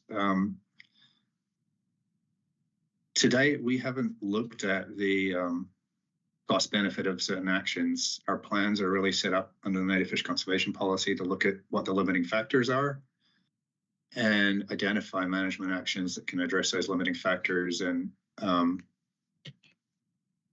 put in place a policy that's going to try and move us towards either conserving what we have in terms of wild fish or recovering those populations, and then also providing harvest opportunity. So I think that's something we can maybe look at in the future, but economics is somewhat outside of our area of expertise, and we haven't really brought that into those plans in the past. Chris, do you want to add anything more to the piece about what the contractors looked at? Yeah, thanks, Sean. Chair Wall, commissioners, there is a lot of ground that this kind of analysis can't cover, and it has value in of itself of what they've done, but the contractors were really clear in their report about the limitations of this kind of approach, and that there are a variety of other ways you could approach this in terms of some things that you're talking about, which could be trade-off values of there could be different options on the table, and there could be alternative kind of cost approaches to this, that there could be and this kind of framework can accommodate that, but it would be a much larger scope than what we did here.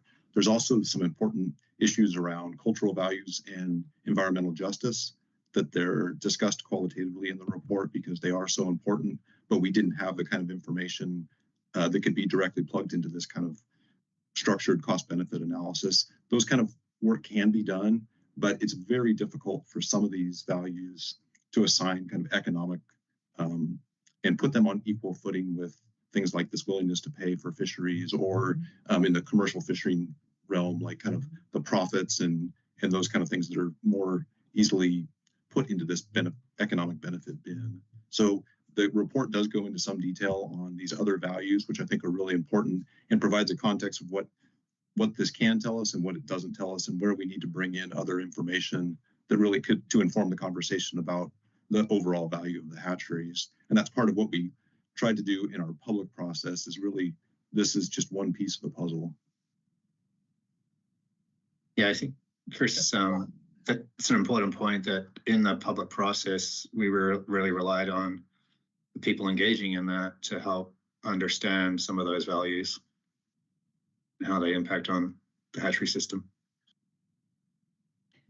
Thank you. That definitely gives me more perspective. I hope that we will look at some of those questions, because I know it used to be much harder than it is, now. That science of looking at those kinds of comparisons and trade-offs, that economic science is there to look at those and look at the what people are willing to pay and that sort of thing. And I ask about it because we have to look at the big picture, especially at the climate change resiliency, and where there is huge benefit from the habitat and where those investments are. So I keep looking at it in that, trying to look at it in those bigger terms. So thank you. That helps. And I'll stop there.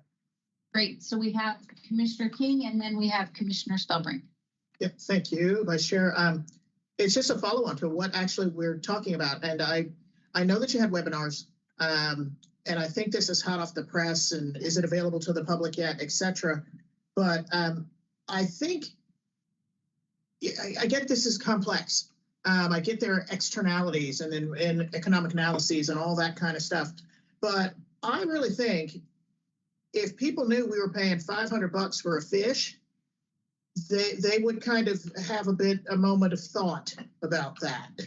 But I'm trying to put this in the most euphemistic way I can think of. But I mean, like, do people really understand what this costs, and is that worth it? Like, some groups, of course, would say yes, and others would be like, "Are you insane?" So I mean, I'm just wondering, like, have we really examined that? Is that out there in the public in your webinars? Is that being explained? Because I was sitting here with Debbie going, is this real? Like, how many, is this hundreds of dollars? Like, I just couldn't believe it was that much money. So I think, we need to kind of think about this element of shock that people might feel upon seeing this? Chair Wall, Commissioner King. So I think we communicated all this information through the webinars, and I think when we get to the public survey at the end, we did ask questions about costs, and we'll get to kind of what the public take on that was. But I think the costs do have to be viewed also in light of other information around benefits. So even though the costs for some of those programs, Fish Corps is high, those programs are still generating a net economic benefit to the state, with the exception of Summer Steelhead, which had the highest costs and a net negative benefit. So I'd say certainly that program is a challenge, but all the other programs, even though the cost of, one adult harvested was on the order of $100 or $50, they're still generating a significant net benefit to the state in terms of the money that's invested in them. So it's a combination of costs and benefits that the state's looking at. And economics is just one component of it. As we've talked about, there's these non-market values, cultural, social values that also are brought into that, and community values. And so that's where the public process was really important to understand how they're weighing these things. So, yeah, I appreciate the question. And certainly the costs are one factor that need to be considered. Right, and I think it's important to differentiate, like you've just pointed out, like all the rest are doing all right, like trout are fine, et cetera, but summer steelhead, not only is it expensive, but it's underwater. I think people being able to differentiate and know that, are we still willing to do that because it's culturally important? I mean, we might be, but I think people kind of would, at least need the opportunity to have that information or react to that information. The reason I'm thinking, I talked with Rep. Ken Helm about just this issue quite a lot. It's like, we don't really think that people know. We don't think people are really quite aware of some of this. Yeah, Chair Wall, Commissioner King, certainly appreciate that. And we're trying to spread this information. And we're going to talk a little bit more about summer steelhead later. One of the things we're interested in is not just the hatcheries themselves, but the programs. And as we think about the future, are they going to be the same programs we have, or are they going to be different programs? And are we going to be transitioning away from some species and towards others? And so this assessment has really given us a lot of information to think about what that might be. It doesn't mean we're going to stop them tomorrow, but combined, all this information might suggest that over the next 10 years, 20 years, there's going to be some transitions. And that's probably not surprising, given that over the last 40 plus years, we have changed programs. Like the programs we have in place today aren't the ones we had in place in the 80s, 70s. So we should expect change going forward, but we want to make it in a way that's going to deliver on both conservation and harvest. Thank you. Commissioner Spellbrink. Yeah, thank you, Vice Chair Hatfield-Hyde. And one of the things I was going to mention was summer steelhead and the cost benefit ratio on summer steelhead, being negative at this time. But if you would look 20 years ago, I mean, right now we all kind of know summer steelhead have been probably the one that are really suffering. Yeah, suffering the most, And if you'd have run that same cost benefit ratio 20 years ago, you'd probably seen a pretty good net benefit. The Rampua was destination world-class fishery when there was 10,000 wild fish plus 10,000 hatchery fish coming up every year. Same with the Columbia system, the Deschutes and all those famous fisheries all brought in a lot more money back in the day. And so, we're hopeful we can bring that back, and maybe that cost benefit ratio will get on the positive side again. That remains to be seen, but at what point do you give up? Exactly, that's the question. Exactly. And then just in the actual amount of money, like you brought up, spent on some of these hatcheries per dollar per fish. Go down to Buoy 10 or come to Sleds in the fall, and you'll see a whole bunch of $50,000 to $100,000 boats with 3 and 4 anglers that are spending all kinds of money on gas, and there's a lot of money being spent in the fishery. There's a lot. When Commissioner Hatfield-Hyde and I were at the show, she was amazed that we were looking at some of the boats there that the prices on them, and like Willie boats can't keep up with the sales. Well, those boats all go somewhere. Anyway, just some observations. Yeah, Chair Wall, Commissioner Spalberg, they're good observations, and like you say, the economics of these programs has likely shifted over time. Just kind of where we're at now. The assessment that they did, I think, incorporated the 2010 through, Chris, was it 21 or 22 period? Just wait for you to confirm that. Yeah. Okay. So it did incorporate a period of both relatively good, like early 2010s, and poor ocean conditions. So it's representative of the recent past. And then later on, we'll get into what the expectations are for the future for some of these stocks. Okay, are we continuing? Nice. If you're all ready. We're ready. Yes.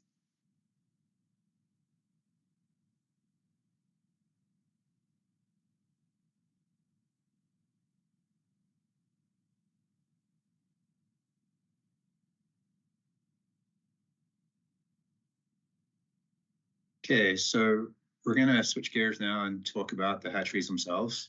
And this was a contract that was let to Linker, a firm out of Virginia.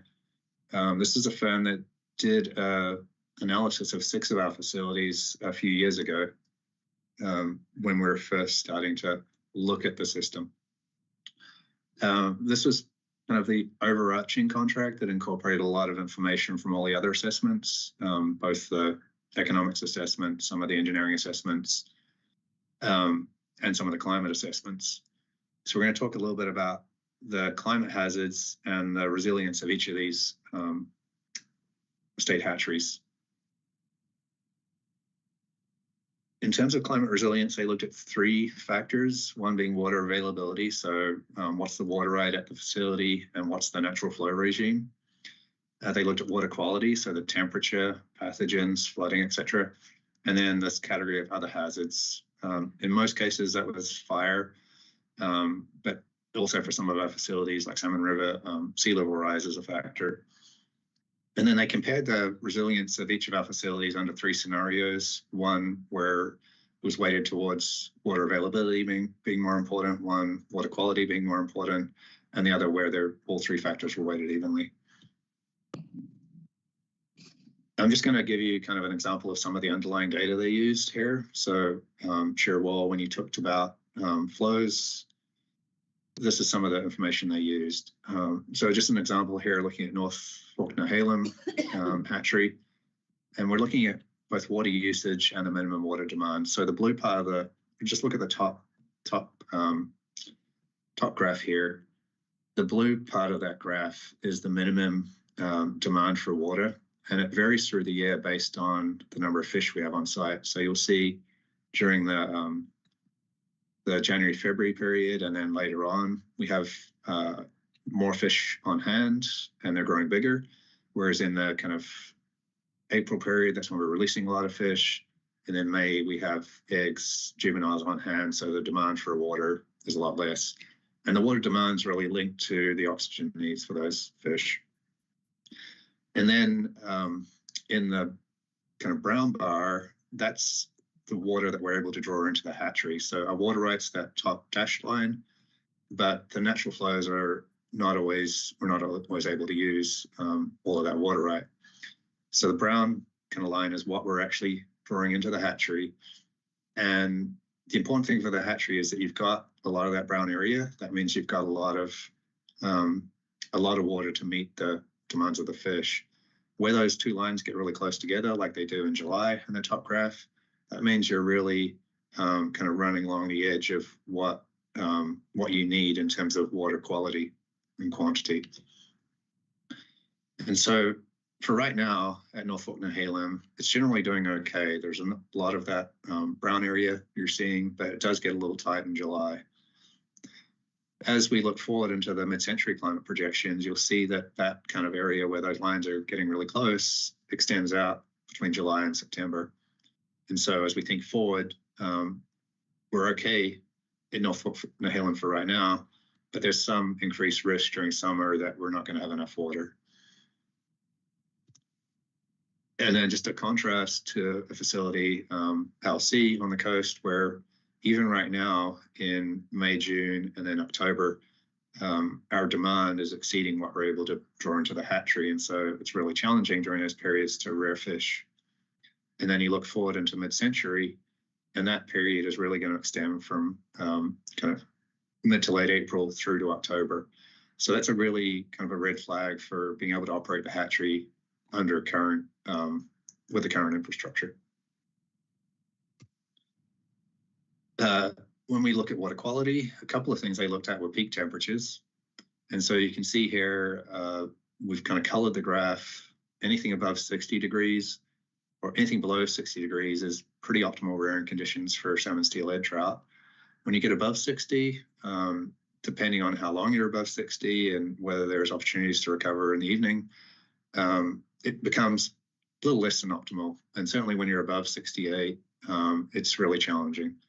You see more issues with disease, more issues with slow growth, and generally pretty challenging conditions.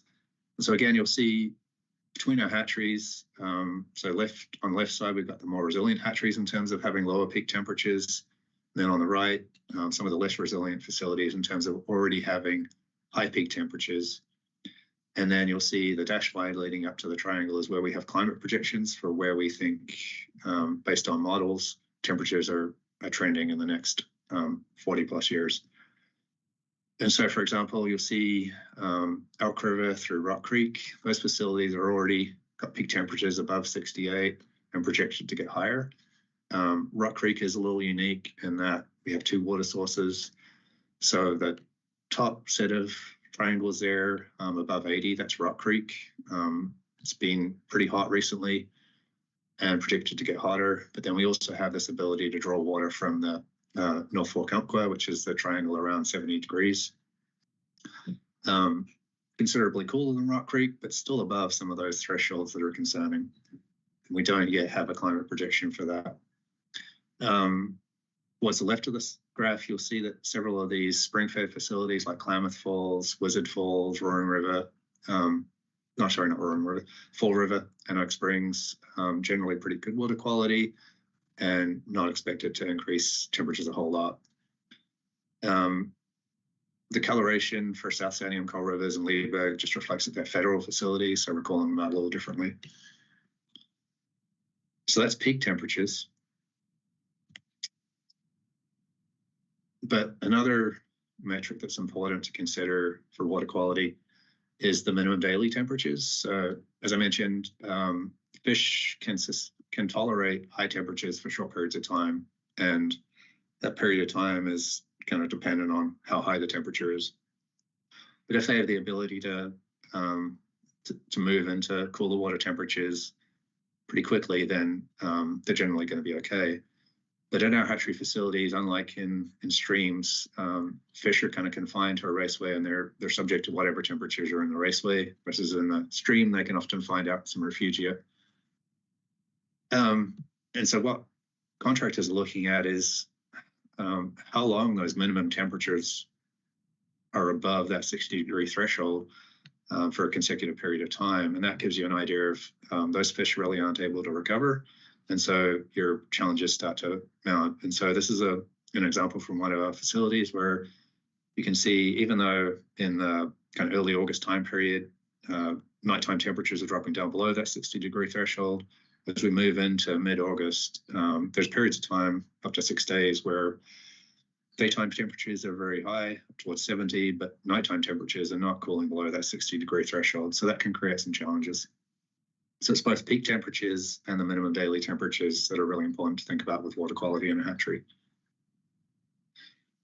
The other things they looked at in terms of climate vulnerability, no surprise, fire risk.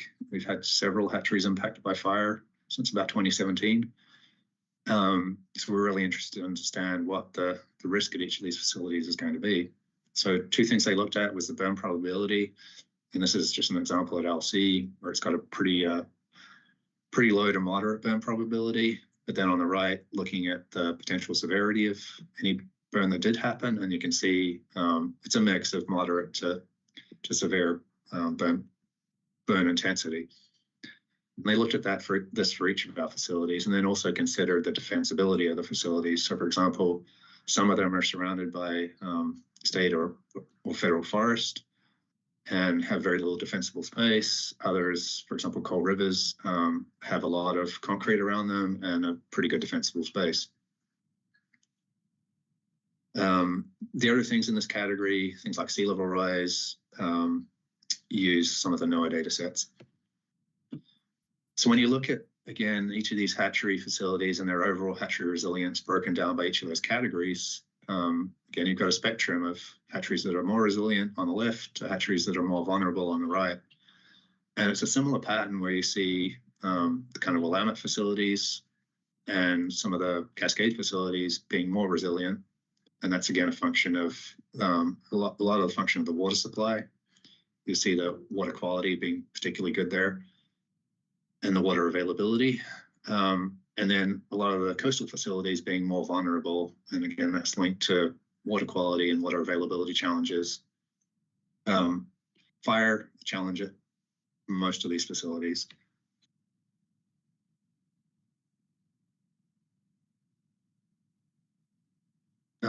I might just stop there and before we dive into the infrastructure itself and just talk about, see if there's any questions over the climate assessment.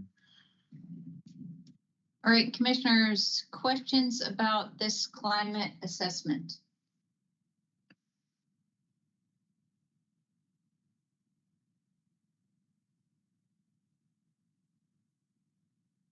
No? Okay. All right, let's move on then. Thank you.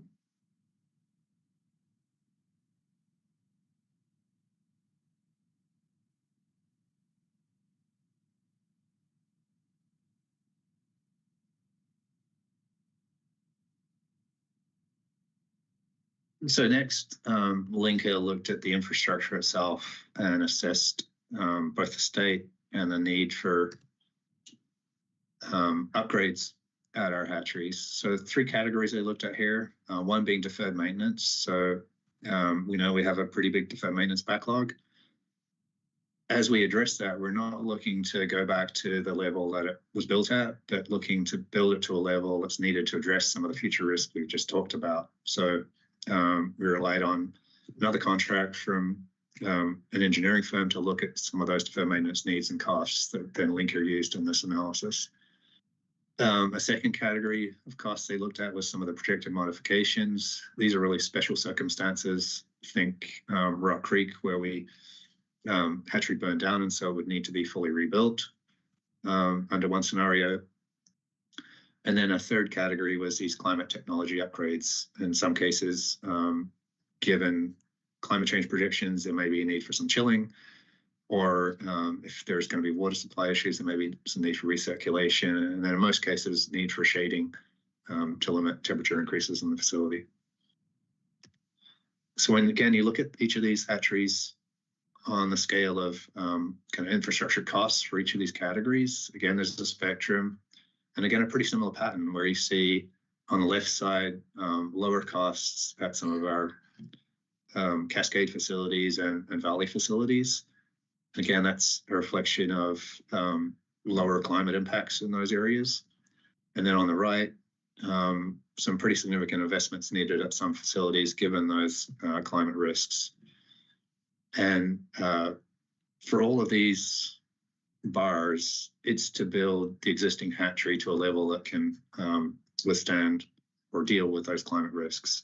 The exception being, and maintain existing production, the exception being Rock Creek, where when you look at what it would take to build Rock Creek to a level that would sustain the production that was there pre-fire, it becomes cost prohibitive. So we really looked at a scenario where you're maintaining the majority of the production there and moving some of it offsite.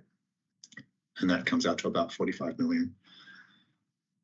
So again, a spectrum of costs at these facilities, and it's related again to their climate vulnerabilities.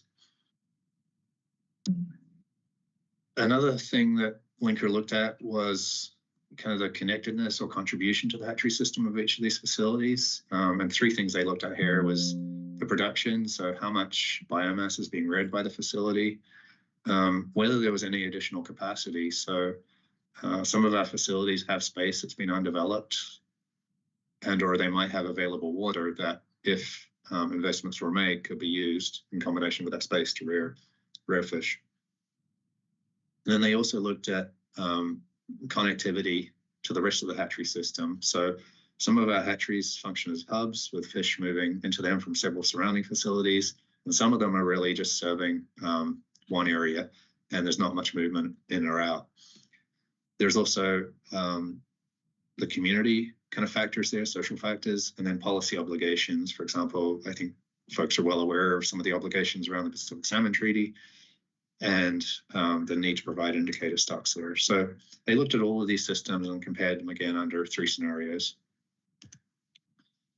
And when you look at that, again, the spectrum of scores with facilities that are more linked in to the, or more kind of connected to the hatchery system, more integral to it, higher production, additional excess capacity, those are on the left. And the ones that have less additional capacity or less connected to the system are on the right. And so Coal River's, I think, a good example. I think somewhere in the order of 80% of production in the Southwest moves through Coal Rivers at some point. So it's really important to that Southwest system. It has a lot of available water and a lot of space for excess capacity if investments were made there. Also happens to be a federal facility, which does make some of that challenging. On the flip side, Klamath Hatchery, not as much connection to the rest of the hatchery system. Most of the fish are reared on site there and then distributed out. And then a little bit of potential for excess capacity, but not a lot of production going on site. So again, this is just information to put into the mix for each of these facilities.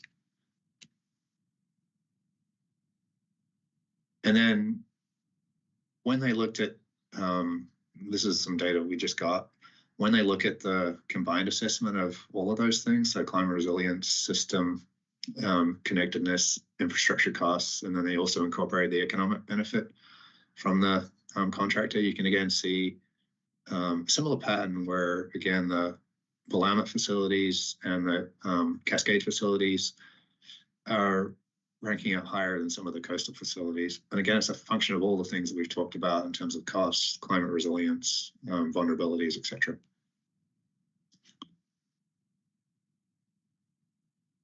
And I just, we're going to talk next about some of the alternatives that the contractors assessed in terms of what the hatchery system might be run like. And for that discussion, I think just keep your eyes on a couple of things. One, that we divided this into Northwest and Southwest. Look at those two systems because they operate somewhat independently. In the Southwest, we've got Rock Creek, Bandon, Elk River, and Coal Rivers. That constitutes the Southwest.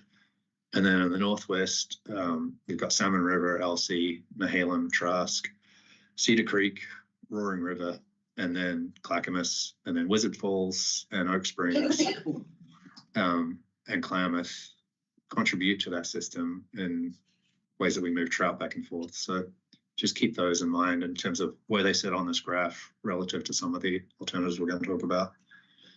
Okay, I'm going to take Sean? a break. Yes, Sean, we're going to take everyone, we're going to take a 10-minute break, which means we are back here at 10, 20? Okay. So let's be snappy with our break. Thank you. Thank you. What country did we go to Trask or what? What's going on? Trask, okay. Thought so. It wasn't LC. I was getting a little confused. Yeah, this time Pepper recharge. Yeah. Oh. I saw like one brief shiny moment that I didn't see again. That we're going to a Blazers game. Doesn't mute us.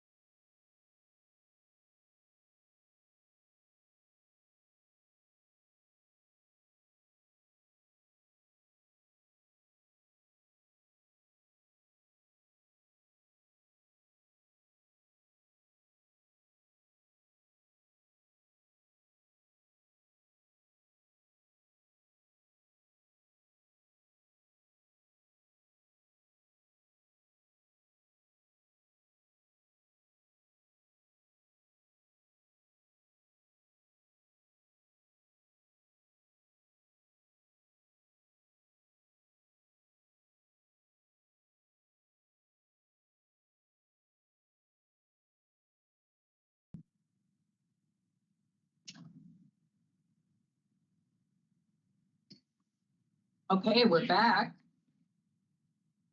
Sean, are you out there somewhere? There's our Kiwi. See? I'm here. Okay, good. We got to pull you back on the big screen, and we're excited to hear what you have next.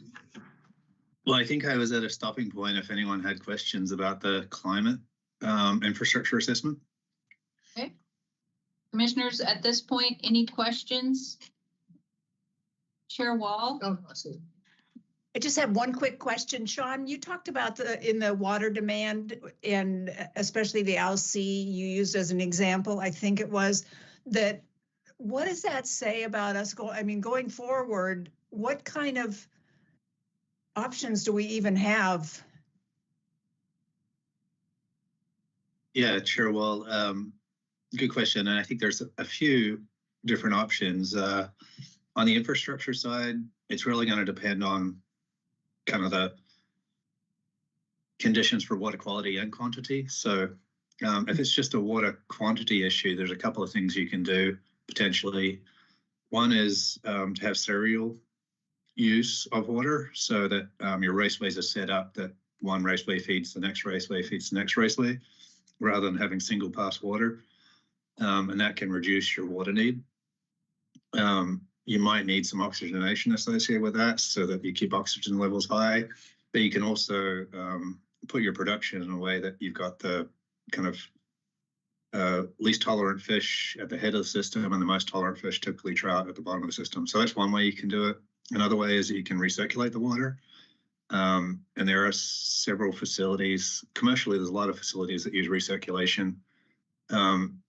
It's just starting to be used in the salmon steelhead world in the Northwest. Fish and Wildlife Service has a facility up in Idaho, I think, that's using recirculation pretty extensively.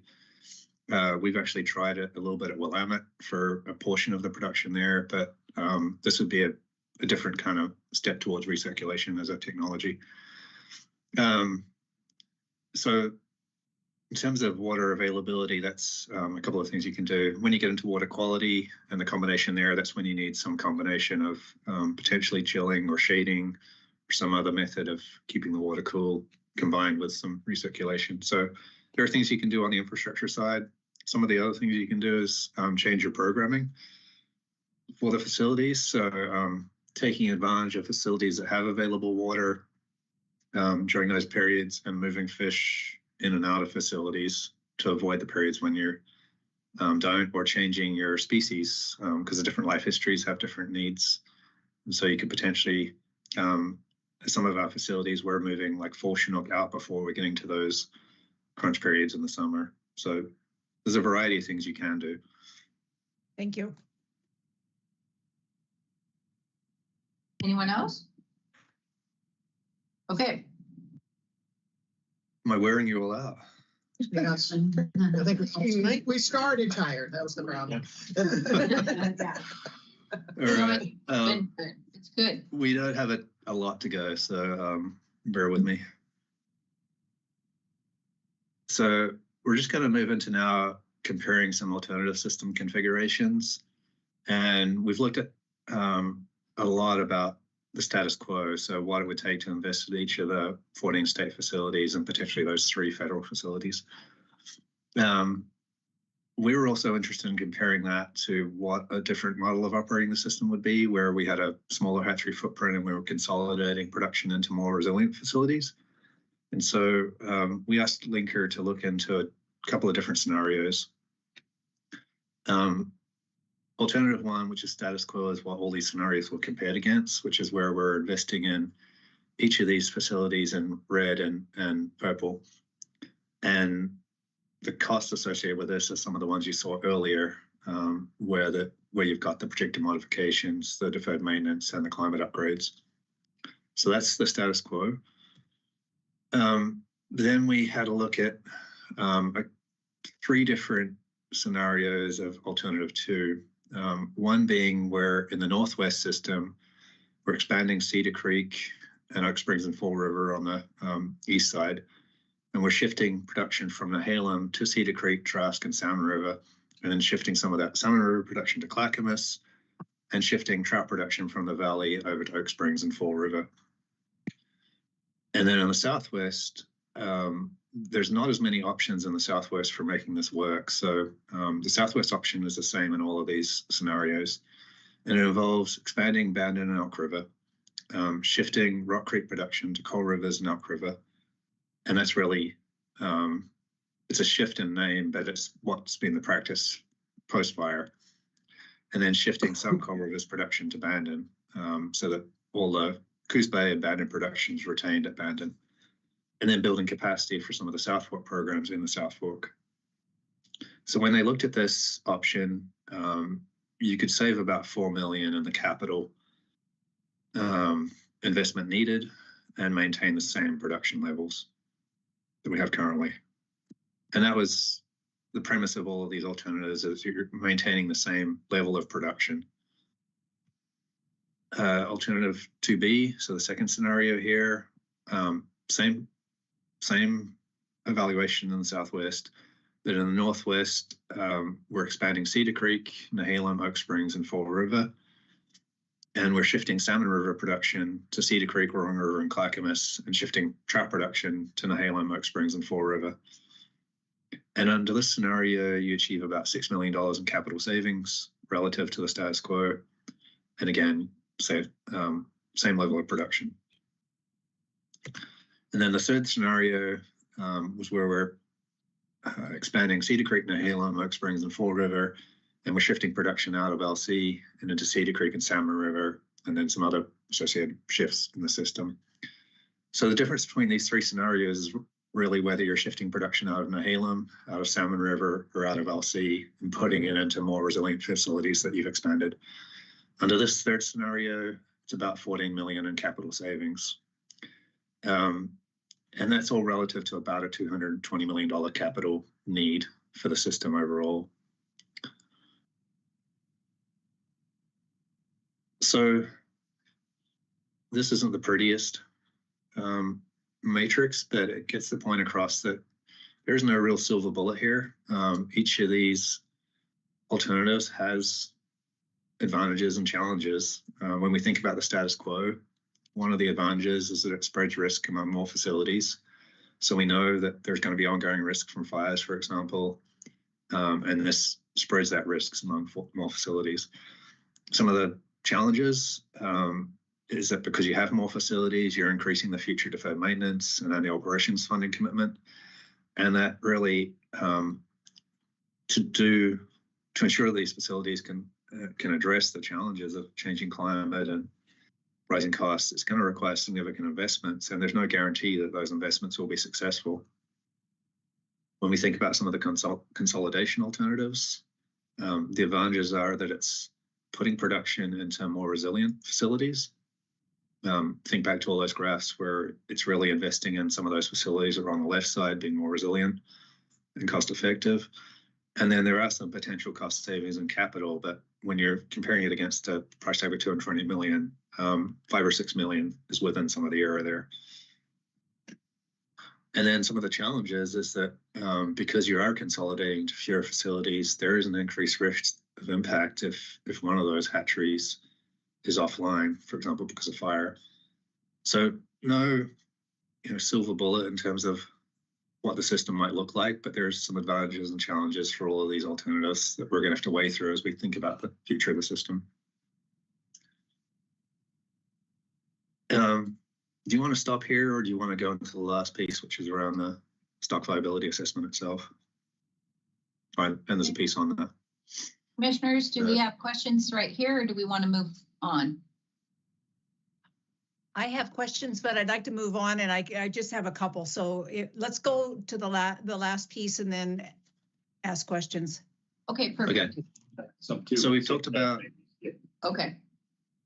Talked about future need, talked about economics, and we talked about the system itself. One of the last pieces contractors looked at was the viability of the stocks that were rearing themselves. And this was a contract that was to Oregon State University, Dr. Melanie Davis, and then NOAA researchers. What we were interested in, again, as I mentioned earlier with Commissioner Spellbrink, is looking at how the historic performance of stocks in different geographies and what we might expect going forward as we think about what we're rearing in these facilities. And so they looked at the suite of species from coho to winter summer steelhead, spring fall chinook, and they looked at them in different geographies: the snake, mid-Columbia, lower Columbia, coast, Willamette, and rogue. In terms of how they looked at this, pretty standard assessment of small to adult returns using trends in survival. And then they used these GAM models to look at how those trends were related to different predictors, environmental predictors. And then they also did a qualitative assessment of climate vulnerability by species and region based on, for each of those predictors that turned out to be significant in helping predict the trends, what's the expectation or what's the predictions for what those indicators are going to do over time. So in terms of environmental variables, they looked at several. For example, river flow during outmigration, sea surface temperatures, marine heat waves, and then some of the large patterns like PDO and NPGO. These are all things that we've talked about in the past. You've seen several analyses on these things. And they're all, to one degree or another, important in determining survival of these fish. So when they looked at this, I'm just going to share one example, summer steelhead, but in general for the species, they found that fall chinook, no real trends in survival over time. And when you look forward, they're likely to be one of the more resilient stocks.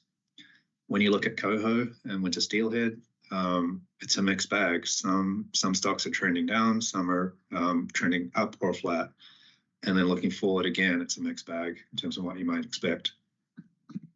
But when you look at summer steelhead, there's been some significant negative trends in the 4 stocks that they assessed, which is Wallowa, Round Butte, Slits, and Rogue.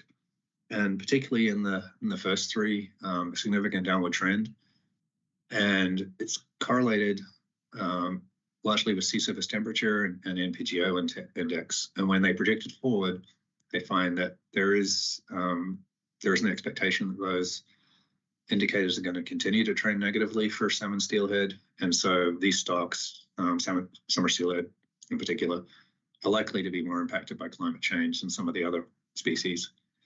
And it was similar story for spring chinook.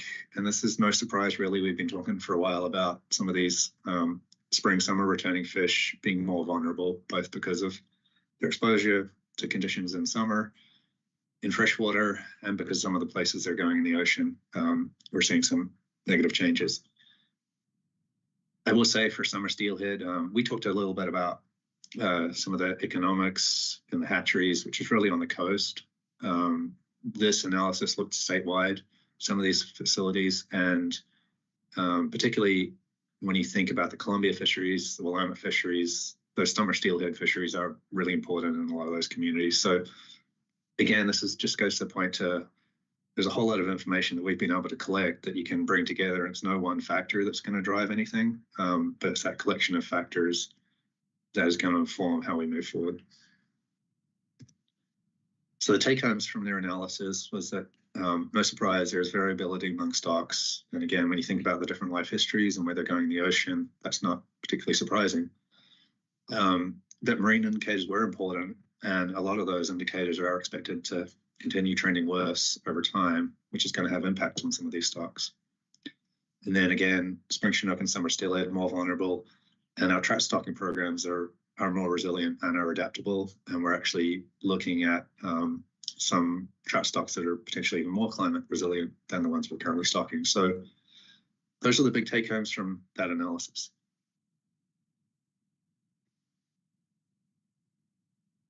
And then I think we're just going to end talking about some of the public involvement piece. So we had a period last, I'd say Christmas of 23 through May 24, where we're really working with contractors to try and get information out to them and have their assessments done. And then we had a period from June through November where we were engaging with the public and sharing that information and collecting feedback and having discussions. And this kind of outlines the timeline for that. It was a pretty intensive period of getting information, turning it around, sharing it with the public, and then having discussions.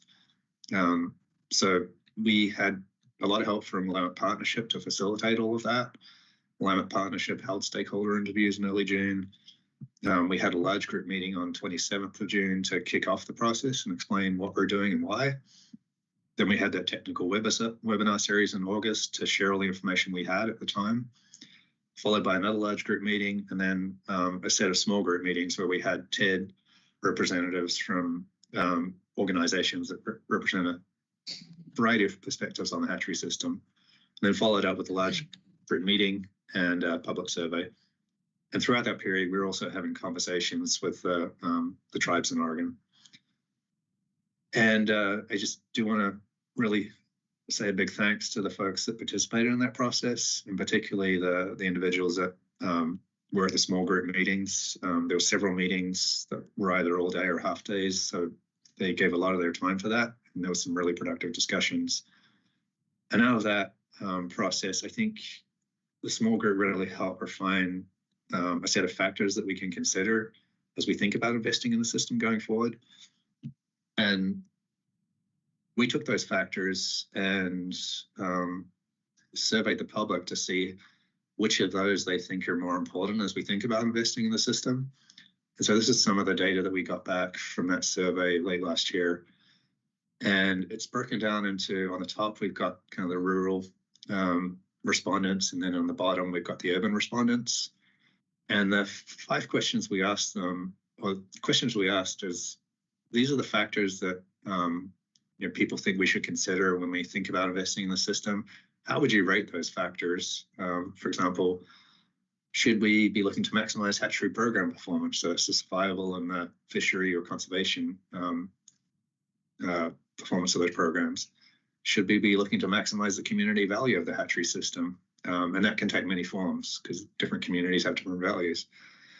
And then should we be maximizing the environmental resiliency of the hatchery system, which is a lot of what we focused on in this discussion. Another was, should we maximize positive outcomes for wild fish?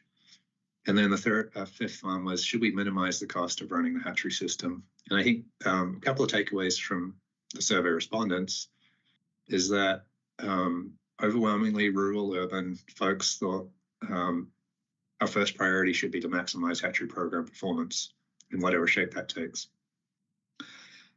Second choice was to maximize positive outcomes for wild fish. And then going back to Commissioner King's question on costs, interestingly, costs were the least important to people in thinking about investments in the system. So I think this is all important information for us to use as for every decision point in the future, as we think about what investments we're going to make in the system. We can fall back on these factors and say, for this particular instance, how do we apply these factors to this decision, and what's it going to look like in the end? So that's kind of it for today, and let's talk about the last couple of packages here. Thank you, Sean. I think we should just go to more questions from the commissioners, and looks like Commissioner Spellberg is ready to roll. Okay, thank you, Vice Chair Hatfield. Yeah, let's see, a couple things. First thing, availability of this information presented today on the commission website, I'm guessing? Yes. Cool, okay, good. Just get that out there to the public anyway.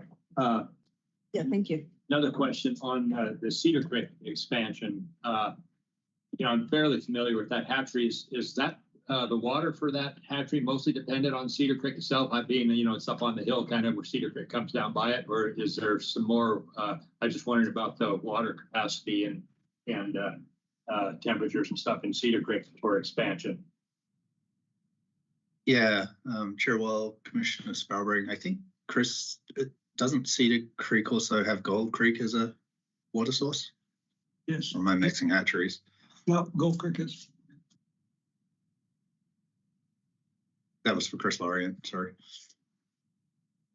Yeah, Chair Wall, Commissioners. The Cedar Creek hatchery water, I have to admit that I'm not familiar with all the, the fine details of it, but the hatchery expansion that is proposed for Cedar Creek in the that was analyzed in the report is building out on some existing infrastructure that we have there that isn't currently, that's part of the hatchery footprint that's not rearing fish, turning that into raceways that would be more productive for fish.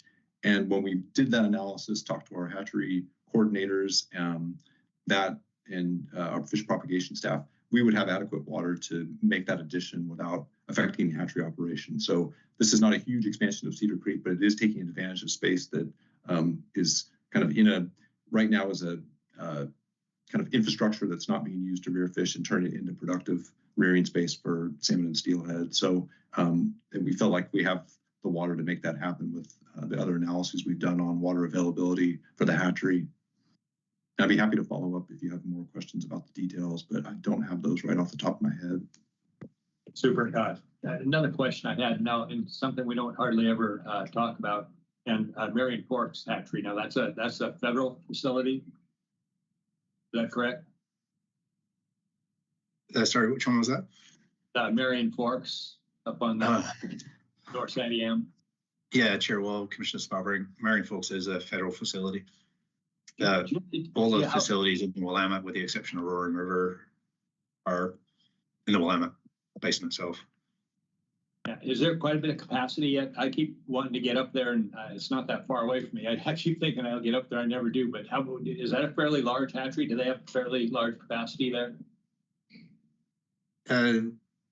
Chair Wall, Commissioner Sparberg, they do have a pretty large capacity, but I'm not sure how full it is and how much additional space is there, because that wasn't one that we included in this assessment.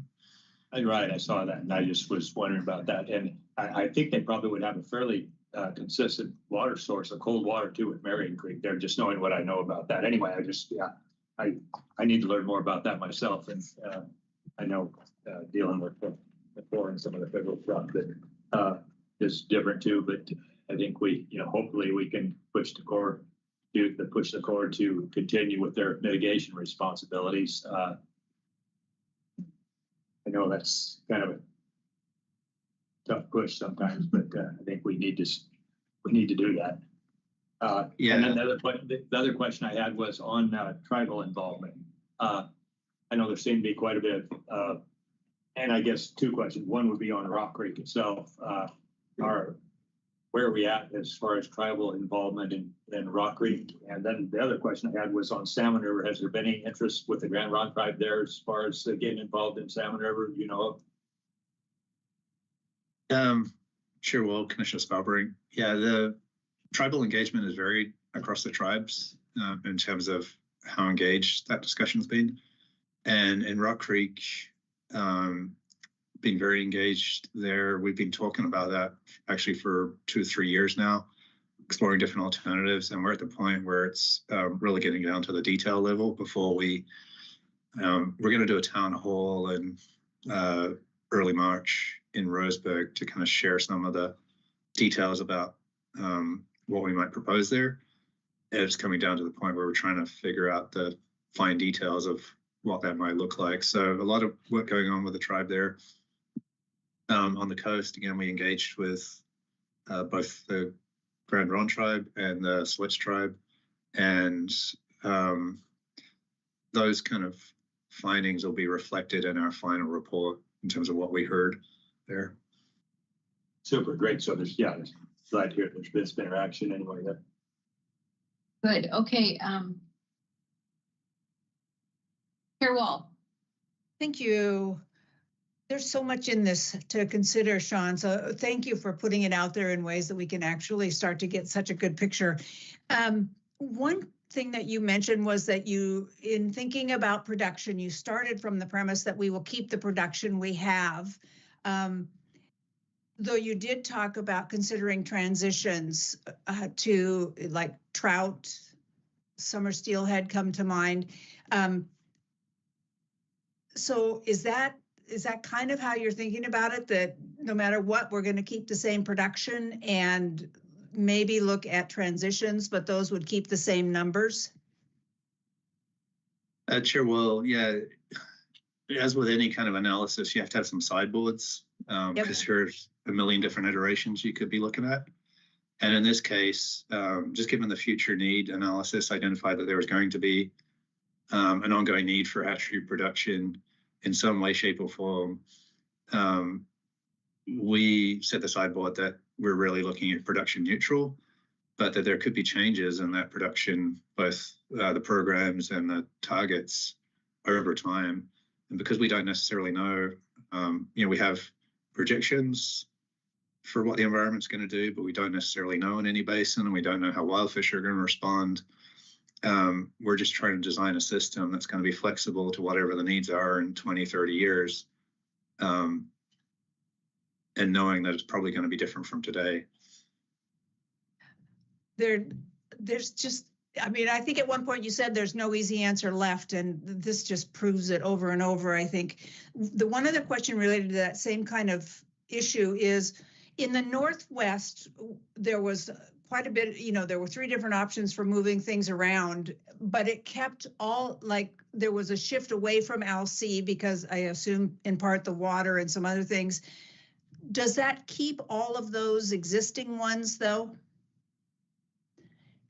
It maintains the existing programs. It does become certainly more difficult to maintain a program in a basin if you don't have a facility to collect on site.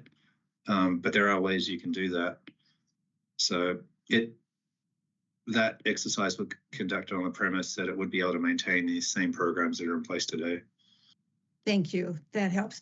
The last one I had is, could you just say a bit about, this is a ton of information. We've got a $20 million request for the biennium for getting started on these updates. What you just described to us, is it safe to describe it as that's our plan that's where we decide what to do with the 20 million is based on the things you just told us about analysis? Yeah, and this is going to be a generational initiative. Like we have a decision point now, but we're going to have decision points every year for the next 20, 30 years about investments. When you have that level of investment needed, it's going to take some time and conditions are going to change along the way. And so we're going to have to adapt. But we have this framework now with these factors and this understanding of the needs that we can make better informed decisions. And we heard a lot of feedback from during the public process side of things that at least for this first round of investment, they'd really like to see it go into abandoned hatchery. So that's something we're seriously considering as we think about where that first lot of investment, if we're able to procure it, goes. And then we'll have to think about in future investments, like where that money goes and how we stage this, because to make all these things happen, it's not going to be a small feat to move fish around while you're working at a hatchery and maintain production. It's going to take a lot of capacity. So those are some of the things we're going to have to work through. We've really only just finalized all this information, and we're going to have to sit down and take some time to really dive into it and think about how we're going to stage all of this work.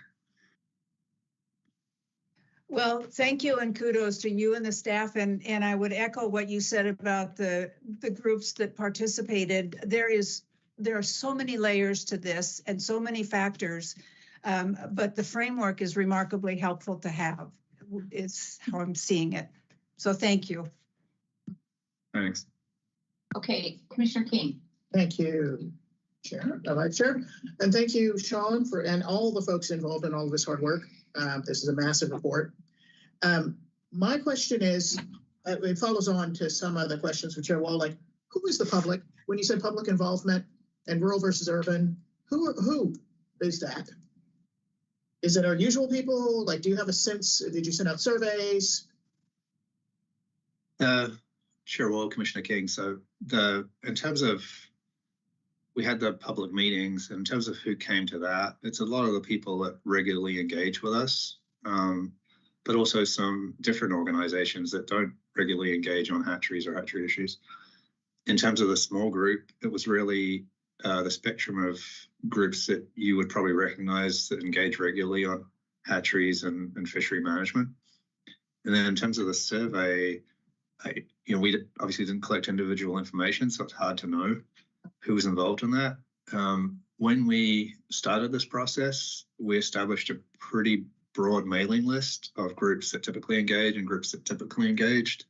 And we took the approach of, we're going to try and send this as far and wide as possible to anyone that's tangentially related to fish or fishing or might have an interest in it, to invite them to engage in it. So you have a sense, was it like 500 different groups? I mean, I'm just trying to figure out how broad a swath we were able to get. I really, well, Commissioner King, I really don't know how many people followed the process and were passive in it versus actively engaged. I'd say in terms of active engagement, it's probably on the order of 10 to 15 different groups, and then another 10 or 15 individuals. There may have been a lot of other folks that were watching and not necessarily engaging. Okay. No, and same thing. So how did you determine, I guess, your rural versus urban, just like the addresses of the people who or organizations that were engaging?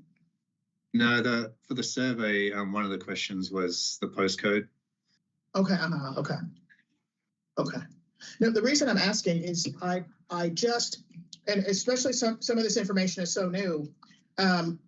Was this clear to them, like the actual costs when they were answering, like, oh, we'd rather maximize efficiency versus worry about cost? Like, were the costs really clear?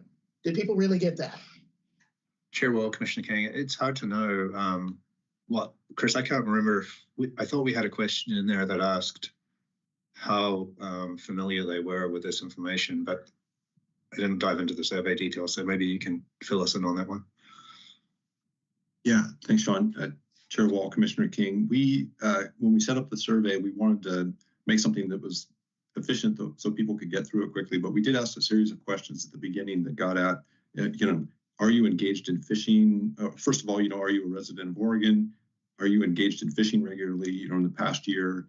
And then also how engaged in the process you've been. By folks had a checklist of these different public engagement kind of modes we've had for people to get involved, of watching the webinars, attending meetings remotely, looking at the website. And we had about 2,300 folks take the survey, individual. We were able to confirm, individual emails, and we were able to remove folks who took the survey more than once, which was a few people who really wanted to get their voice heard, I guess.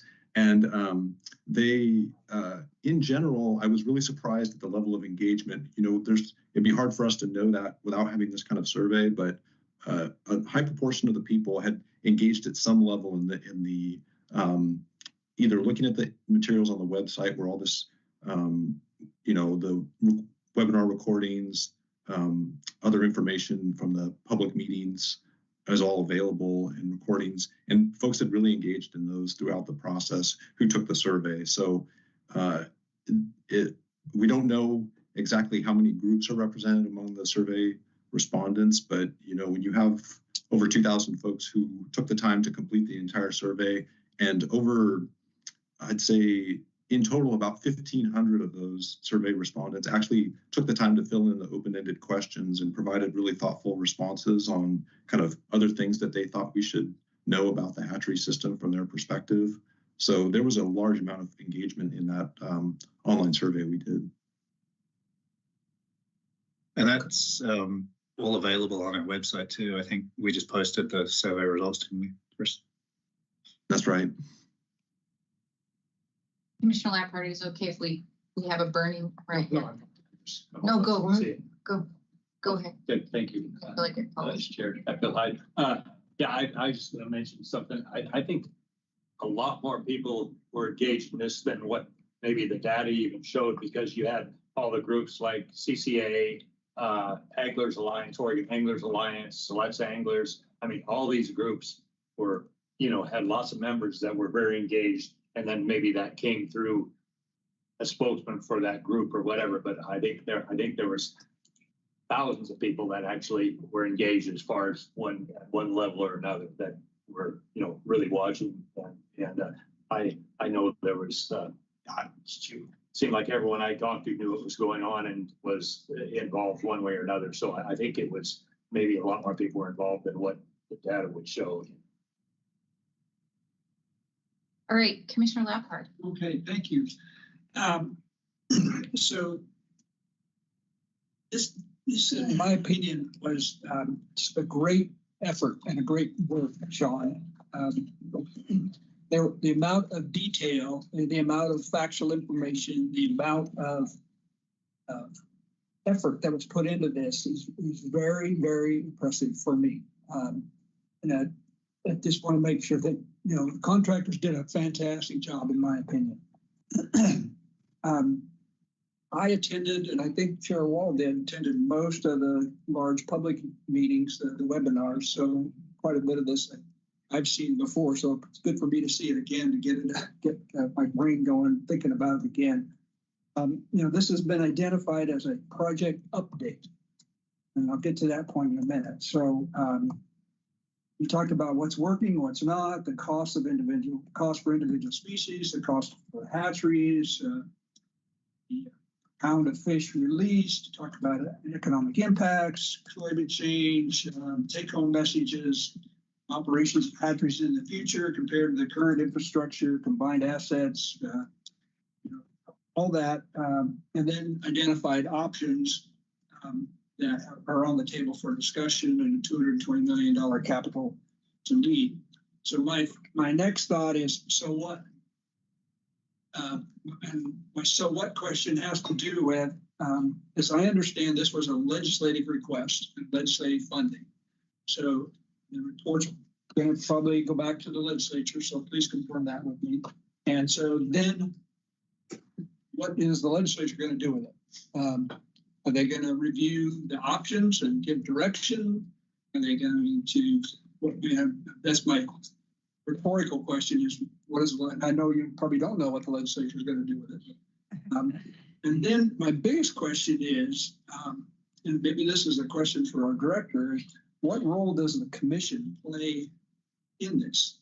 What role are we going to have? Are we going to have a role of approving? You know, you mentioned, Sean, that this is going to be a multi-year effort. Maybe some part of it's going to be this year and next budget session and so on over a period of time. I'm not going to do it all at once by any means. But what role do we play in saying we support that and through the budget process, through a policy process, or some other process? What is our role, considering that the legislature requested this, and where do we fit in this kind of, okay, so what? Now we're. I'm Chair Wall, Commissioner Labhart. I'm happy to take a first crack, and Sean can also share his thoughts. You know, there's so many things that we don't know what the next thing will happen. So the way I look at this report, it will go next to the legislature. We're scheduled to turn it in this month, and then I think Sean is going to be presenting it in, I think, this month as well to legislature. I do think it will become core data to continue to ask for sustained investment in the hatchery infrastructure. So from the legislative perspective, you know, we hope that this becomes their report that tells them that they need to continue to invest and that it's worth investing in. For the commission, I think there's going to be so many different things that will happen based on this information. So every time something happens that intersects with you, you'll be able to lean back on this, right? So, and I don't know what things they are going to be yet. So it could be budget, right? Like individual budget. It could be you're updating the CMP, and there's some choices in the CMP that has to go to you that you can look back at this data and maybe it helps you to make some choices. So I think some folks have wanted this to really become like a, and I know that's not what you're saying, but they've kind of said, oh, this is like this roadmap. And it's like, not really, because there's so many factors we don't know. Will we get our fee increase? That's going to affect whether we can sustain our current footprint. Will the feds continue to follow through on their commitment to mitigate for hatcheries? Will we get the bond investments? So, you know, it's a really excellent data set that will inform us as an agency, hopefully convince the legislature that it's worth investing in, And then I think it's gonna really help you with future decisions, but they can take a lot of different forms. I hope that's a clear enough answer. Commissioner Spellbrink, are you still here? Okay. All right. Well, I would, and Commissioner Hall DeVries is, any thoughts? Nope. Okay. What is, share what that is. Our coastal management plan. Okay. Stampede Coastal Management Plan. All right. Which we are due to look at. Yeah, right. That's right. Okay, so I'm just gonna weigh in real quick and just thank the department so much for the effort with the contractors and Sean today and both of the Chris's that are in waiting in the room. And just also it's interesting to me that the community surveys showed maximizing hatchery program performance, but also maximizing positive outcomes for wildfish, which I think that's that balance that we're always on in Oregon between those issues. So it was kind of neat to see. And I also had similar questions to Commissioner Labhart around jurisdiction and what role the commission has compared to the legislature. And I do think that this is instructive for us potentially moving forward as we face different issues that come in front of us. And so, Sean, I'm really just thankful for you doing this. I know you're busy in the legislative session as well. And I think that's good. Unless anybody has any more questions, I think we are going to move on. I think we're back to the director's report. We're still in the We're director's still report. in the director's report. And Oh my gosh. so Chair Wall, where are you? We're never still in the director's report at this time of day. So I'll just I really do appreciate all of you sitting through. I mean, this was a lot to go through, and we just really appreciate that you were willing to spend this much time on this report. And so the last item for the director's report is the Climate and Ocean Change Policy Report. And we have Sarah Reif, who's the acting deputy director. What we have been trying to get toward is kind of an annual process with you where we think about these reports and we try to move toward something that we can tee up at the beginning of each year that has some focus, and then we execute the reports during the course of the year. So along those lines, Sarah's going to tell you about how we're proposing to set up the reports this year. And it's really driven in a large part by the focal areas that the commission identified. So with that, I'll hand it off to Sarah. Yeah, thank you. And Chair Wall online and Vice Chair Hatfield Hyde, members of the commission, Director Colbert, thank you. Sarah Reif, the acting Deputy Director of Fish and Wildlife Programs, while Sean is currently working as our Legislative Director. And thank you for getting the slides up for me. I appreciate it. As Debbie said, and as you know, as part of the director's report, we always include a report of the department's ongoing activities related to the climate and ocean change policy. You'll recall that last year we built out all of our reports throughout the year around a central theme, which last year was about working lands and the important role that they play in climate resiliency. And so today we're bringing you the theme for 2025, and that is prioritizing landscape scale conservation.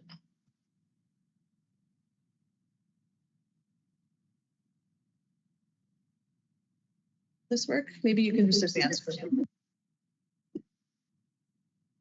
This doesn't seem to be working. Maybe. Oh, no, wait, here. Okay.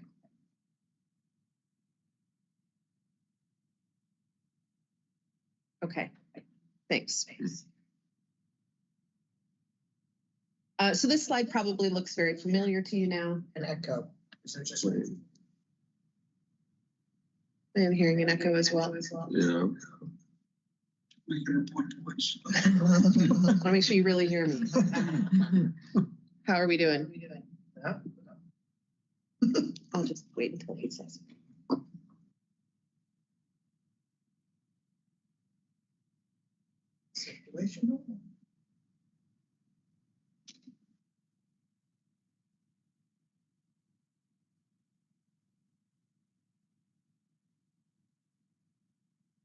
How's that?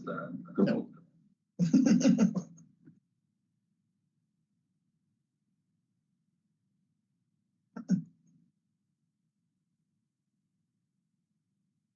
How about now?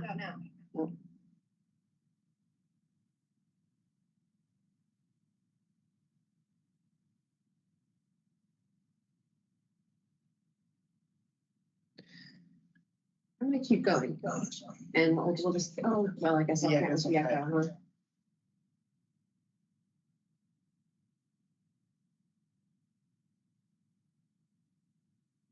Maybe that did it. Good job, Caleb. Thank you. Okay, so if we can go back to the slides without causing too much trouble. That's the wrong one.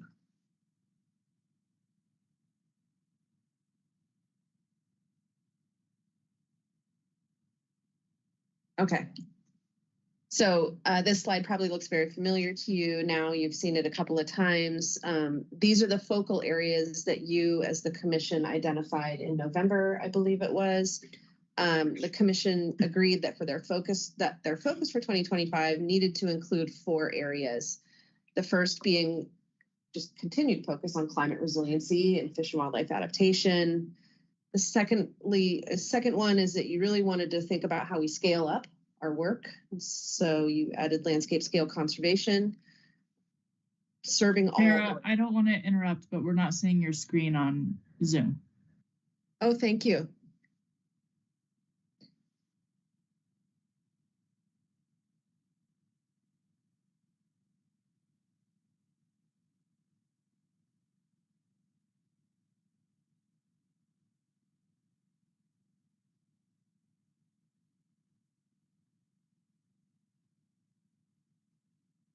There.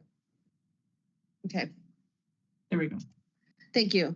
And then lastly, prioritizing just, thinking about how you use your best governance practices that you've all been talking about to really advance these goals.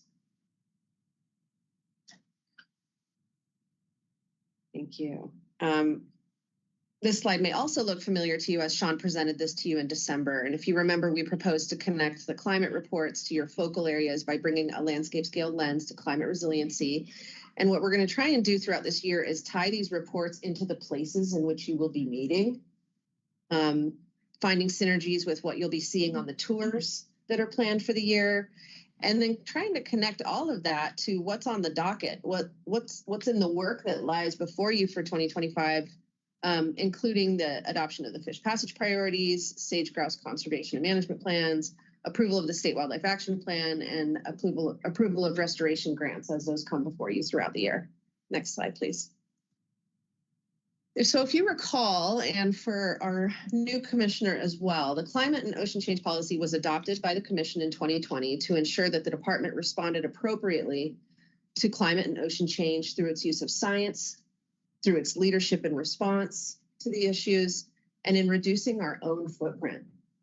The climate policy sets forth key principles in a lot of different areas. One of those areas relates to species and habitat management.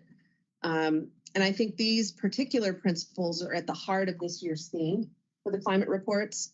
And these principles really are, if I had to summarize them, anticipating the impacts,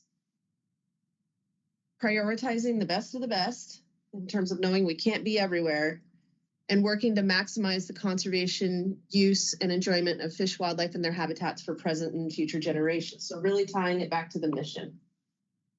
Next slide, please.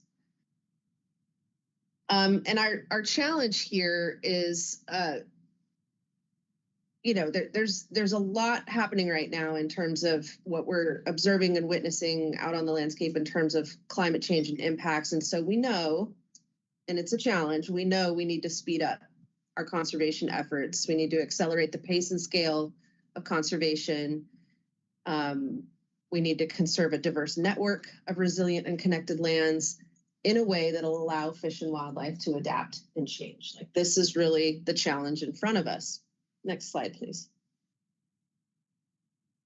And so that challenge and that need fits really well within your focal areas. And so over the course of this year, we'll share with you all how the department is using fish and wildlife data, predictive modeling, and public input to prioritize the landscape in alignment with the goals and the guidance from the climate and ocean change policy.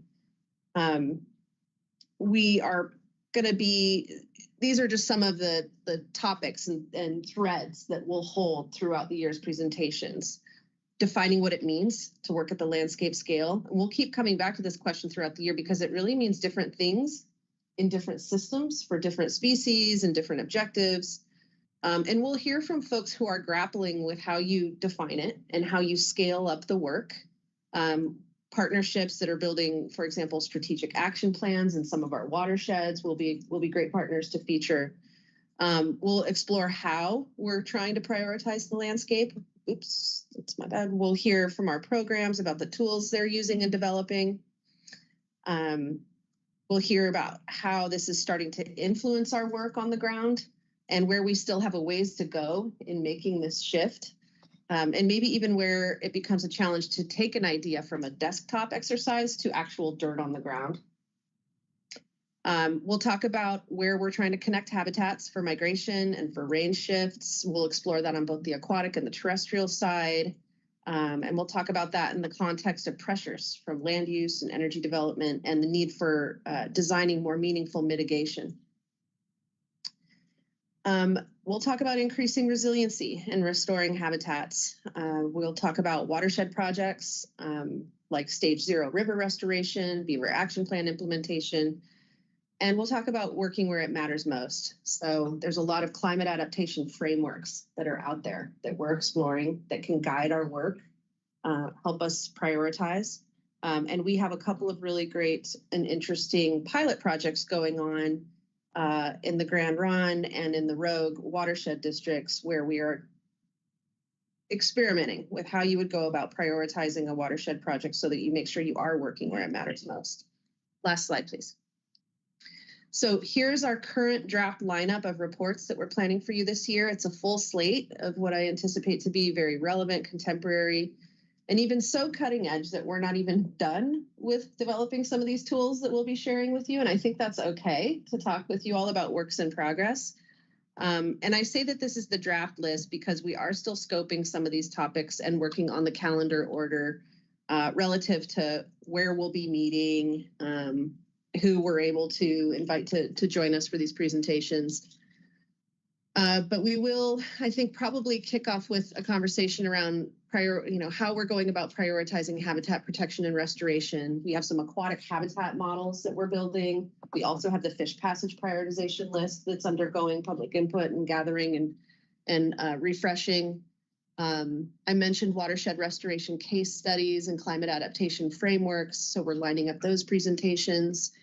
We are probably going to be bringing a topic to you around how you scale up the integrated water resources strategy. We've taken you on a deep dive into beaver emphasis area related work before, but it's always good to bring that one back as that continues to be an area where we are trying to do landscape scale work on climate resiliency.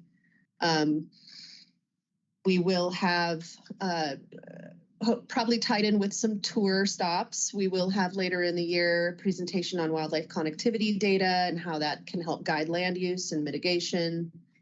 Likely we'll be talking again about urban climate resiliency and serving all Oregonians. Will be an opportunity to bring that thread in again. And probably at the end of the year, be sharing with you where we've gotten to on the pilot watershed prioritization projects that I mentioned, the Grand Ronde and the Rogue. So that is the draft lineup at this point, and all I have for the report for you all today. Happy to take any questions you might have. Okay, knowing you probably already thought of this, but the Grand Ronde, the pilot projects, have you talked to your other Sarah O'Brien at OWEB, so that possibility OWEB can also put prioritization on that watershed, those two watersheds to funnel dollars into that? Have you thought about that? Chair Wall, Vice Chair Hatfield Hyde, Commissioner Labhart, appreciate the question. I also appreciate the suggestion. We have not coordinated with other agencies because we really are doing kind of just an internal scoping to see how it might work. It's not baked yet. It's not even, we're trying to figure out what all the ingredients are. Okay. Got a little ahead of the. But think about OWEB for helping yes. fund it. Yeah. Yes, I think there's lots of potential here. Thanks. Chair Wall, Commissioner Labhart, we picked those two watersheds because we felt like we wanted to have an east side and a west side. They had different things going on. And we also had watershed managers that were really excited to try to test this idea of how do you scale? How do you use all of the information you have to make day-to-day decisions about where you deploy staff, where you deploy dollars? So that's kind of why we picked those two to start out. Okay, Chair Wall. Very quickly, thank you for this, Sarah. It really helps to see how you've laid it out, and it helps that it's in the early stages so we can kind of think about these now rather than 6 months from now. One quick question I have is on the pilots, would it be possible maybe to have that somewhere in the lineup before it gets completely baked? Not because we need to be asking a bunch of questions, but because it would really help us think about this as to see how it's progressing. Both because it would be helpful to us and also because so many people were interested when the climate change policy was adopted in what gets prioritized and by definition, what doesn't. So it just seems like it would be useful to get an update in a few months on that piece if we could. The one other thing is just a comment, and this is ambitious, but it is following exactly what we said with our focal points. We're going to look at climate change resiliency and landscape scale solutions and all Oregonians, and this clearly does, but it sure tells us we have to be pretty disciplined on bringing other things in if we're going to really stay on this and keep our focal points. Thank you. It was good to have this report. Any other questions? That concludes the director's report, Madam Chair, Vice Chair. All right, we need to adopt temporary rules. Yes, commissioners, you have a total of 15 temporary rules in your packet. And actually this go around, it's kind of a mix. You'll see, several main stems, some related to compact meetings, setting the select area of commercial fisheries, just a range of temp rules. So if you have any questions, I'm happy to answer them.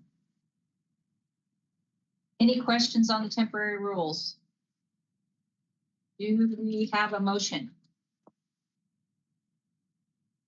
I can make a motion. I'm Chair. I move to ratify the 15 temporary rules set forth on the February 14th, 2025 agenda. Okay, Mary, I'm going to try not to mess this up. Second. It's been moved and seconded to ratify the 15 temporary rules set forth on the February 14th, 2025 agenda. Now, what do I say? All in favor. We do a thumb vote. Aye, yay, thumb. Thumb vote. Hey. Did we get thumbs? Not okay. Yep. Yes. All right. It's been, what do I say now? Moved and seconded. And passed. It's been moved and seconded and passed. Unanimously. All right. Passed unanimously. Thank you, Chair Wall, for your patience with me as I try to fumble through this. All right. We're on to the minutes. No, we're not. No, could we? Should we? Commission updates. Sorry, Mary. Okay. On the commission business, which is next, we had some updates. We had 2 updates. Each of them will be brief. And we had Commissioner Labhart talking about connectivity and then Commissioner King on the Urban Ecology Conference. So Commissioner Labhart. Okay, thank you. Less than 5 minutes. And I'm going to put this in terms of a story in third person so that people will pay attention rather than just kind of repeating the facts. So it's called The Crossing Path, A Tale of Connection and Hope. A bustling conference room at the Pew Charitable Trust sponsored Corridors and Connectivity Conference in California sat biologists, state commissioners, policymakers, tribal representatives, federal and state agencies, NGOs, environmentalists from all who shared insights, stories, and hummed with energy. Among the 300 people attending sat Mark. This was his first time attending such a gathering. He was eager to learn and bring back solutions for his home state. Mark's journey to the conference began with a sobering statistic. Each year, 6,000 to 8,000 deer and elk were killed on Oregon state highways. These numbers haunted him. He had spent countless nights driving along Highway 20, designated by the state as the most dangerous stretch for wildlife, scanning the road for the glinting eyes and praying he wouldn't add to the statistics.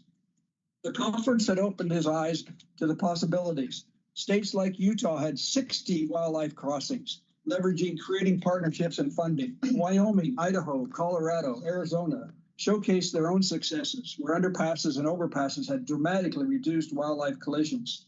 California's achievements were particularly inspiring, with over 100 crossings and underpasses completed, and a landmark $92 million overpass being built that united fragment habitat. In one session, he sat with tribal leaders from Oregon and other states who shared stories of ancestral migration routes disrupted by highways. Their insights resonated deeply with him. For centuries, these routes had been vital, not just for wildlife, but for people who depended on the land. Including tribes in the planning wildlife crossings wasn't just ethical, it was essential for success.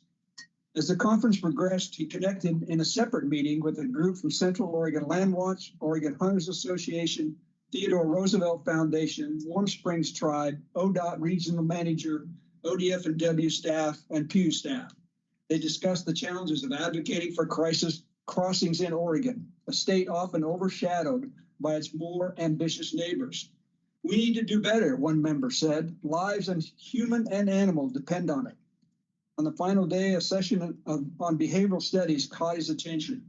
A New Mexico researcher described how elk will hesitate and not cross highways at all if they have multiple lanes, even in historical corridors, and how deer follow their instincts despite the traffic. It reminded him of a doe he'd seen near Subtle Lake, pacing nervously by the highway, her fawn waiting on the other side.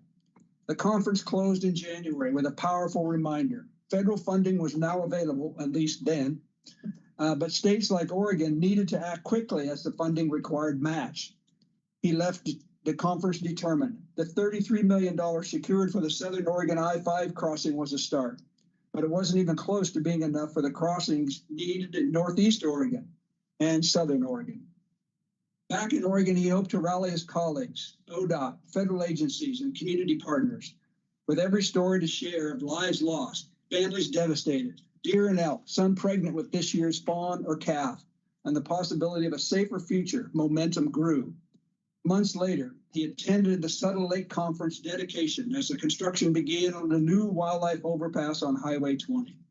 It wasn't just a structure of steel and concrete. It was a bridge of hope, connecting habitats, saving lives, and proving that even the most dangerous roads could lead to change. They did great, and there was momentum to keep it up across the state. The wildlife, if they could speak, would thank us for a job well done. Thank you. All right, so Mary, do you want to take over because we can see you now? Okay. Sure, just at I least for see this you on part. the big screen now since we're not presenting. All right, thank you, Commissioner Labhart. Let's go right to Commissioner King. Thank you, Chair Wall. And unfortunately, there is something to see for this one, so you might get small again. That's okay. Michelle, I sent you the flyer and the link. But as you get that set up, the Portland State has what's called, everyone calls it URC. It stands for the Urban Ecology Resource Consortium, and they have a symposium or a conference annually. This is year 23.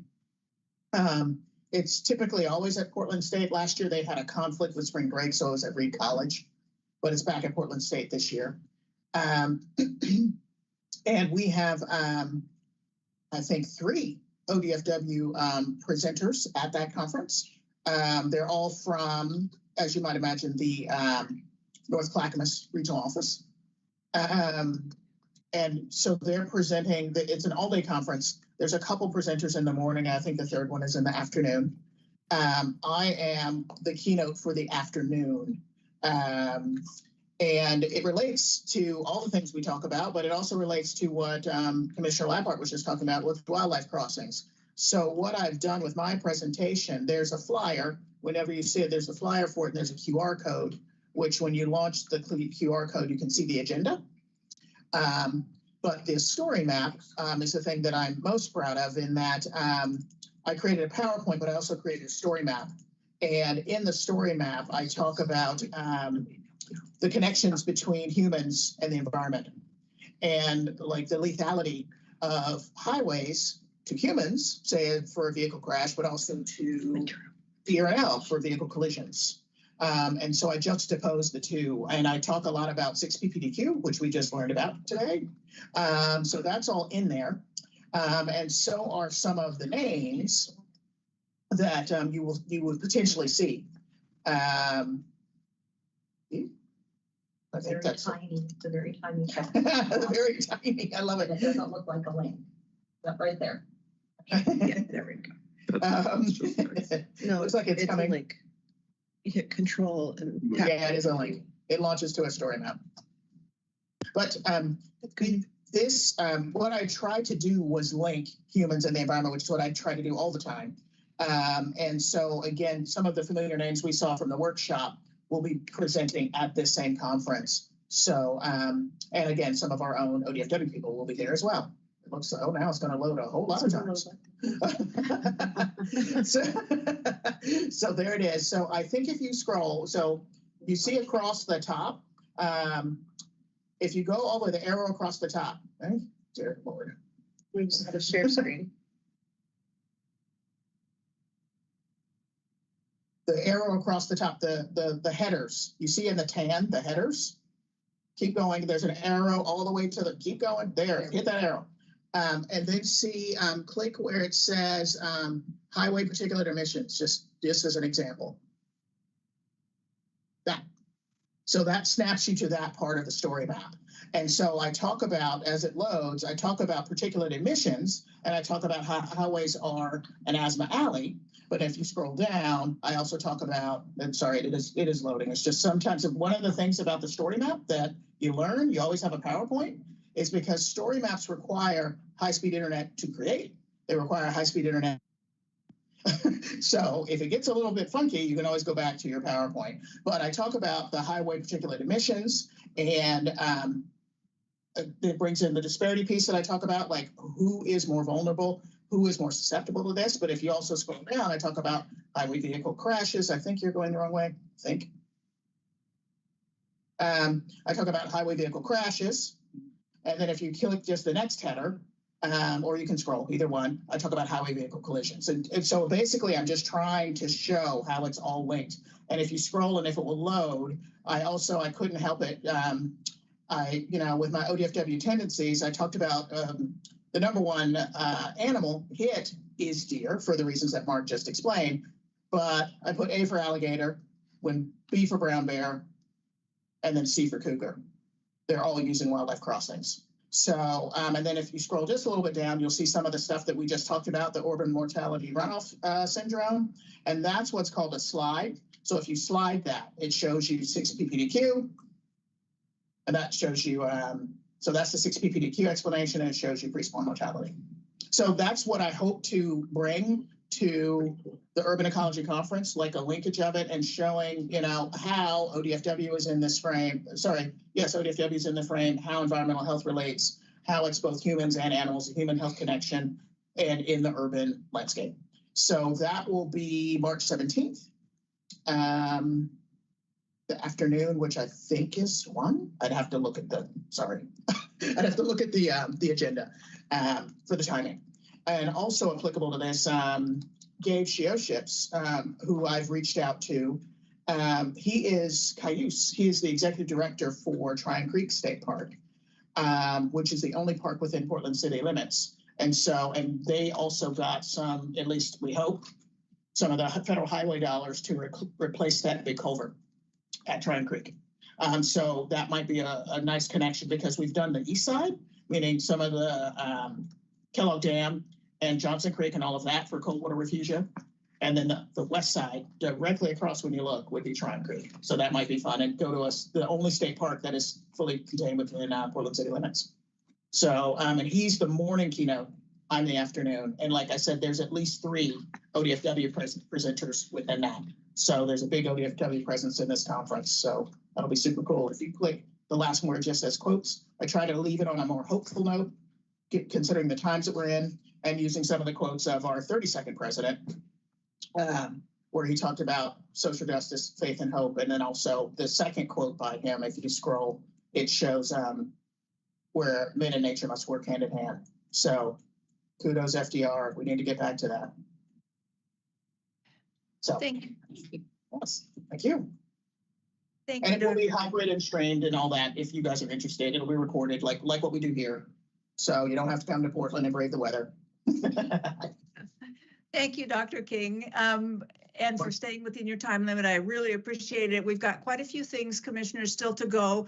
We have one item under other business from Commissioner Labhart. We have a lot of people signed up for public forum, so we will try to get through as many of the public forum people as we can before we take a lunch break, and I'll check with you all to see if we can do that shorter rate than usual and maybe keep it to a half hour so that we can get back to the rest of public forum. So let's start with Commissioner Labhart. You had an item you wanted to talk about under other business, and if you could just frame that for us. Okay, well, if it's okay with you, I'll wait until after public input. Okay.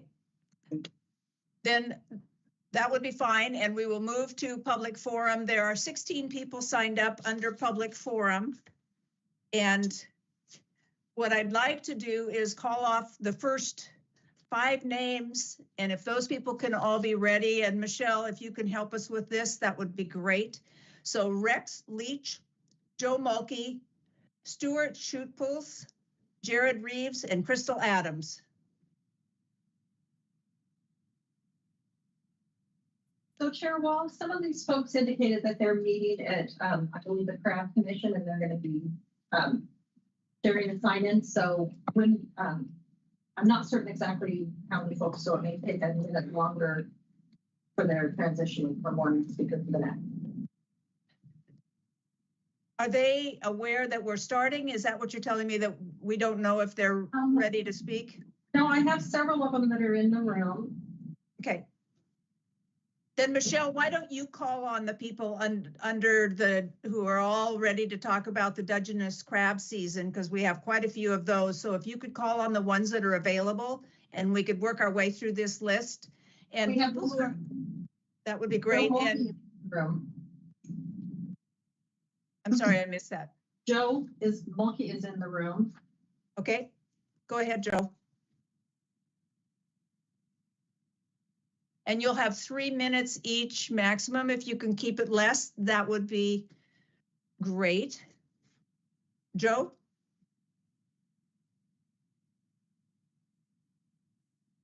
Is he muted? I don't see him. Does he need to be unmuted? Icons I saw from this morning, the same ones.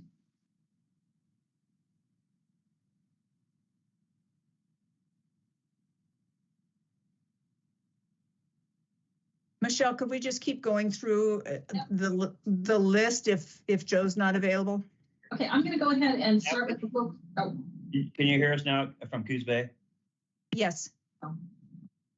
Yes, good morning, Chair Wall, Commissioner. I'm Rex Leach. We've got him muted here. So I'd like to speak to you today about a safer start to our Oregon Dungeness crab season. We, the Oregon Dungeness crab fleet, are seeking legislation to secure a safe and orderly start to our state-managed crab fishery. Almost every year, we see our pre-soak and season start day go away without a crab pot hitting the water. Processors sit back, make no price offers, or even negotiate in good faith with what the current market conditions warrant, even with the state supervised price negotiations. When we finally get a price, our pre-soak is gone, The season is open by ODF and W managers, and fishers are pressured to go set their crab pots, no matter what the weather conditions may be. This is our biggest concern, safety of our crab fleet and crewmen on the back deck. These are serious concerns. We have seen boats capsize with loss of lives. We have seen crews injured and vessels damaged due to dangerous seas and bar conditions. We need to fix this. We put this idea that you're looking at today out to the crab fleet a couple seasons ago. It had overwhelming support from the fleet from Astoria to Brookings. This proposal starts with the same policies we have now as far as meat pickout percentages and domoic acid levels. When we achieve the meat pickout percentages and pass the domoic testing protocol, crab permit holders and processors must come to a price agreement prior to any start date being set by ODF&W staff. If need be, we can use the state supervised price negotiations to achieve a price. When a price has been agreed upon, we use a crab advisory panel consisting of 2 vessels from each coastal port on the Oregon coast, 1 large vessel, 1 small vessel, along with ODF&W staff, ODA, and OSP. Together, the fleet can look ahead at the weather to the best of our ability and choose a safe window to start our season. We propose a 120-hour pre-soak to allow the fleet a better opportunity of achieving calmer water, safer bar crossings, and overall a safer start to our crab fishery. Once the fleet picks a safe start period, ODF&W will set our pre-soak at a season start date. This is a different approach and will take some give and take on the fleet's end and ODF&W's end. But together, we can provide safety for our fishery. I started fishing in 1978 when very few vessels even had lights to run crab pots at night, and the vessels were much smaller in size overall. The fleet has changed, and so has the fishery. It's time for a safer way to start our crab fishery as well. Thank you for your time and consideration. Thank you, Mr. Leach. Let's go on then.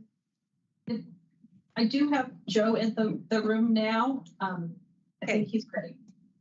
Go ahead, and you'll also have 3 minutes, Joe.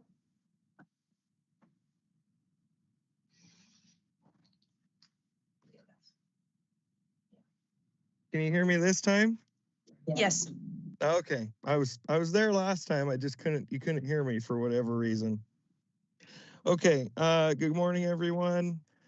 Today, I'd like to speak on behalf of the Oregon Dungeness crab fleet regarding a much needed regulations to ensure a safe and orderly start to our state managed crab fishery. The problem is many seasons are pre-soak and season start days pass without us setting our crab gear. Processors delay price negotiations and fail to offer a fair market rate in good faith. When a price is finally set, our pre-soak time has passed and the season opens by ODF&W, forcing fishermen to set gear regardless of dangerous weather conditions. Our biggest concern is safety. The current system endangers our fleets and crew. The Dungeness crab fishery is among the most hazardous in the United States. Between 2002 and 2012, 28 fishermen lost their lives on the West Coast, with the majority of the fatalities resulting from vessel disasters such as capsizing or sinking. A study conducted by Oregon State University found that the fatality rate among the Dungeness crab fishermen is several times higher than the national rate for commercial fishing. This does not have to happen. The majority of Dungeness crab permit holders support a change to protect all fishermen. The solution, a regulatory change. To ensure all Oregon permit holders and processors follow the same rules, conduct meat recovery, domoic acid testing in sufficient areas to open the season safely. No official start date should be set until all areas are safe and open. Before the season begins, Dungeness crab permit holders, processors, and buyers must agree on a fair price. Once a price is set, permit holders will meet to determine a safe weather window to deploy gear. The benefits of these regulations will save lives and prevent vessel losses. They will create a stable, secure fishery that protects fishermen and processors. Ultimately, they will result in a better quality crab for the consumers and stronger industry for Oregon. My conclusion is we believe these simple changes will unite the fleet, improve safety, and stabilize the market. A safe, fair fishery benefits everyone, fishermen, processors, and consumers alike. We urge the state officials to implement these regulations and make the Oregon Dungeness crab fishery safer and more sustainable for the future. Thank you. Thank you, Joe. And we will move next to Stuart Schultz. And you'll have to say your name for us. And then Jared Reeves, Crystal Adams. Good morning. This is Stuart Schupelt. And along with what Rex and Joe said on our season start, it's really crucial that we can see some change in this high value fishery that we have. I am going to bring up a couple other things that the fleet is faced with. One of them, of course, is well known as our whale entanglement ongoing issues, and something that's brought to me a lot is the fact that on the whale stock assessment, it doesn't seem to be talked about a lot of how much these mammals are increasing in population. And before we see all of these changes to our fishery, we would like to see these studies, stock assessments, with some fishermen representation involved. This changing of the ropes, of the colors, that's a huge financial impact on our fleet. And to many, it seems unnecessary with those whale populations growing. None of us want to entangle whales, and we are working hard at fishing in our best practices. On another note, one thing we're seeing in our crab fishery is a lot of the sport guides. I'm on the central Oregon coast, Winchester Bay. The guides and charters, they're not required to have buoy tags that we've seen. To my knowledge, they don't have log books as the commercial fleet does. It'd be nice to see them uphold some of the meat fill criteria that we are. I believe some of the consumers aren't getting much of a product in those midsummer months when the crab have just molted. Anyhow, thank you for listening. And again, what Rex and Joe are talking about is definitely something that our fleet needs as a whole for its safety and moving forward. Thank you. Thank you, Mr. Schupoltz, for testifying. And Jared, and then Crystal.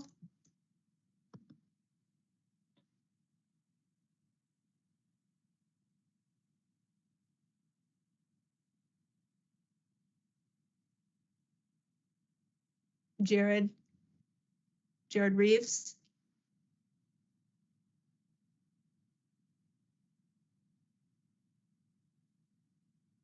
Michelle, is he in the room, or should we go to Crystal Adams? He was in the room. Let's see. I do have one caller that I don't recognize the phone number, which is last four digits are 82868. That's Jared. Jared is asking what it is to unmute. Is it *6? Correct.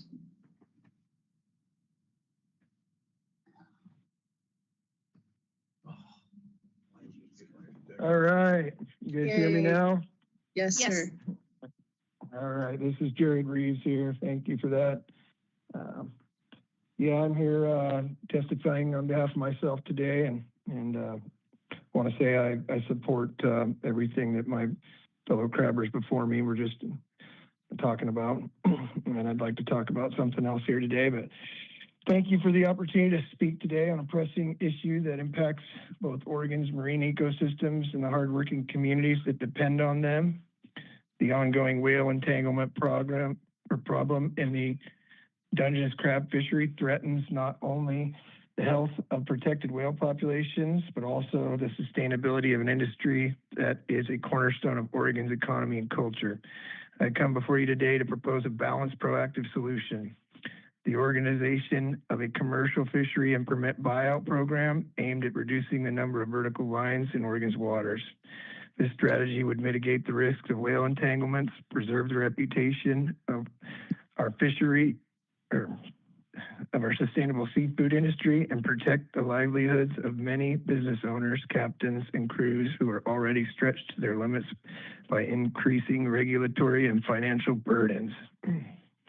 While efforts to address whale entanglements have so far focused on placing additional gear regulations and operational challenges on fishermen, this approach alone is not sufficient, and in many cases, it has created undue hardships for those who are trying to do their best to comply. Captains and crews are working tirelessly, but they are already maxed out in terms of workload, finances, and adaptability to unproven or costly gear modifications. This approach risks alienating the very people who are essential to the success of our fishery while failing to address the root issue, the density of fishing activity and the presence of vertical lines in critical whale habitats, combined with increased whale populations. A partial buyout program offers a more positive, constructive path forward. By reducing the number of active permits and vessels in the fishery, we can meaningfully decrease the amount of gear in the water, thereby reducing entanglement risks.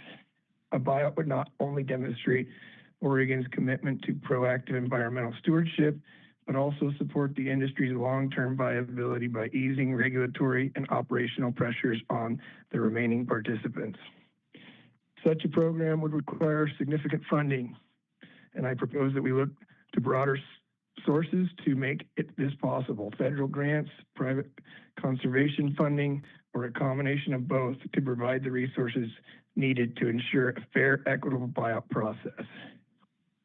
A neutral organization could administer the program, ensuring transparency and fairness while maintaining the trust of all stakeholders. This proposal aligns with Oregon's values of sustainability, environmental responsibility, and support for local industries. It shows our consumers, concerned citizens in all seafood markets that we are serious about addressing whale entanglement risks while safeguarding our fisheries' reputation as a source of sustainable, high-quality seafood. Thank you, Mr. Reed. I got more here, but for If you participating. could wrap up, your time is up, so if you could wrap up, that would be terrific. Yeah, okay. For participating permit holders, this solution provides a dignified exit from the industry if they choose, while reducing the economic hardship for those who remain. It is a strategy that avoids placing the entire burden on captains, crews, and business owners who are already navigating an incredibly challenging environment. By moving forward with a buyout program, the Oregon Department of Fish and Wildlife could set a precedent for balancing conservation and industry needs. This approach would allow Oregon to lead the way in demonstrating how thoughtful, innovative management can protect marine and wildlife, support sustainable fisheries, and preserve the livelihoods of coastal communities. Thank you. That's all I have. Thank you, Mr. Reeves, and for presenting options. We'll go to Crystal Adams and then Jake Fletcher and then Brent Winfield. So Crystal. Thank you, Chair Wall, Commissioners. I'll be short and give Jared my extra time. I'll mirror what the previous fishers have said before me on all aspects. The only thing that I have to add is that I'd like to put in a 8 a.m. start time on opening day instead of the 9 a.m. start time, if that is an option. Other than that, like I said, mirroring all talking aspects prior to mine. Thank you. Thank you for the time and for the options that you all are presenting. Jake Fletcher. Yeah, I am here with Crystal Adams. just want to start out by saying I support everything that's been said by the previous fishermen in the rooms. And, I'm 32 years old, started out with a small boat. I've worked my way up to a 500 pot crab permit. And the fair start thing needs to happen. It's kind of weird. This year, with the weather that we had at the beginning, I didn't get any pots out. I packed my own pots out. I own a 42-foot boat, and I had no first pull. It's pretty terrible. It's hard to bounce back from that as the season goes on, and I would like to see it change, and there's ways to change it. And I need this fishery to last another 30 years. So any ways we can move forward and make it better, I would support, and less vertical lines would be great. The regulations are hard.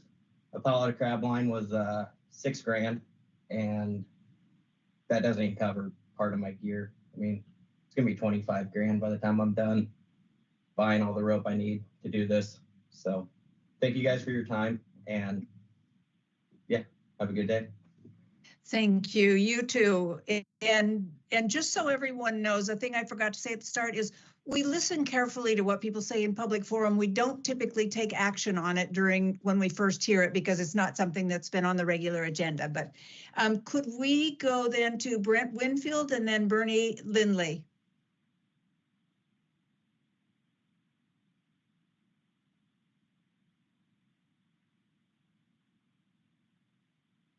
Michelle, is Brent in the room? Brent is in the room and Bernie is also in the room. Okay. And after we have a little delay as Caleb is trying to find them in the gallery and unmute their mics. So that's the pause. They're already in. That's okay. And after Bernie will be Rick Lilienthal, and then we'll go to Bruce Hansen.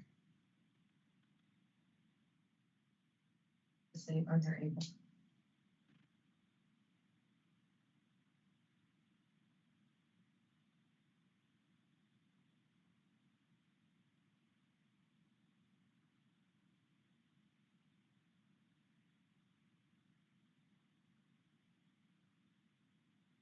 Michelle, could we start with Bernie if?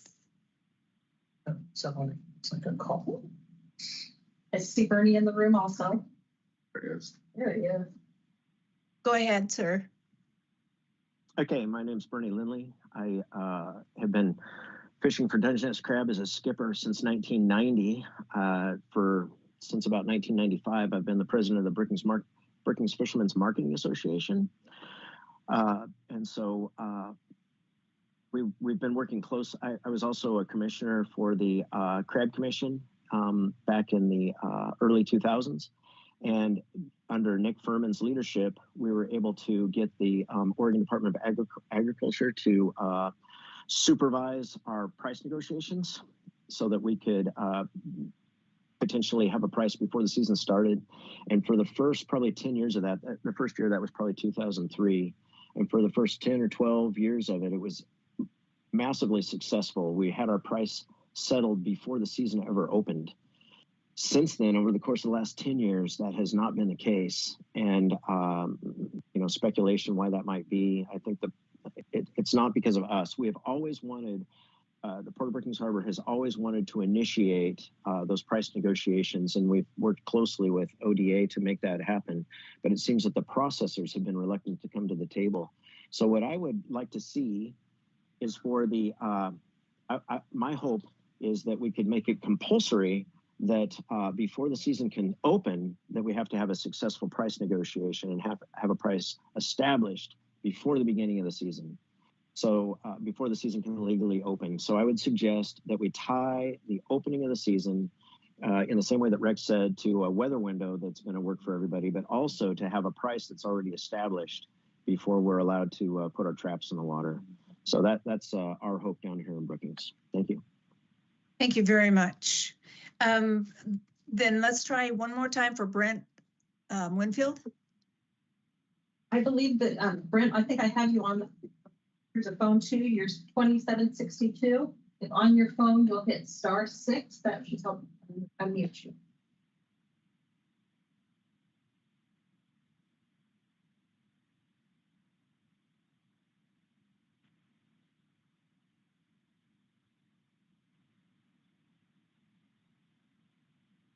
Let's try Rick Lilienthal, and we'll come back one more time to Brent. So Rick? Yeah, good morning, commissioners. So I've crabbed, my first year was 1970, and I've crabbed every season since. So I'm the old guy here. I spent 20 years on the Crab Commission and several terms on the Permit Review Board prior to that. I support everything that Rex started with, but one point I'd like to make is when people think of crab boats, they're looking at 60 to 80 foot boats. That's what they think crab boats are. We have a huge fleet of small boats. They're all the way from 30 to over 100 feet in this fleet. And I'm thinking of the smaller end here. We need that extended window for our pre-soak so those guys can get their gear in the water. Their first pull could be a third of their season. And this year they lost their first pull. And so I would like to see that changed. But I support everything that Rex put forward.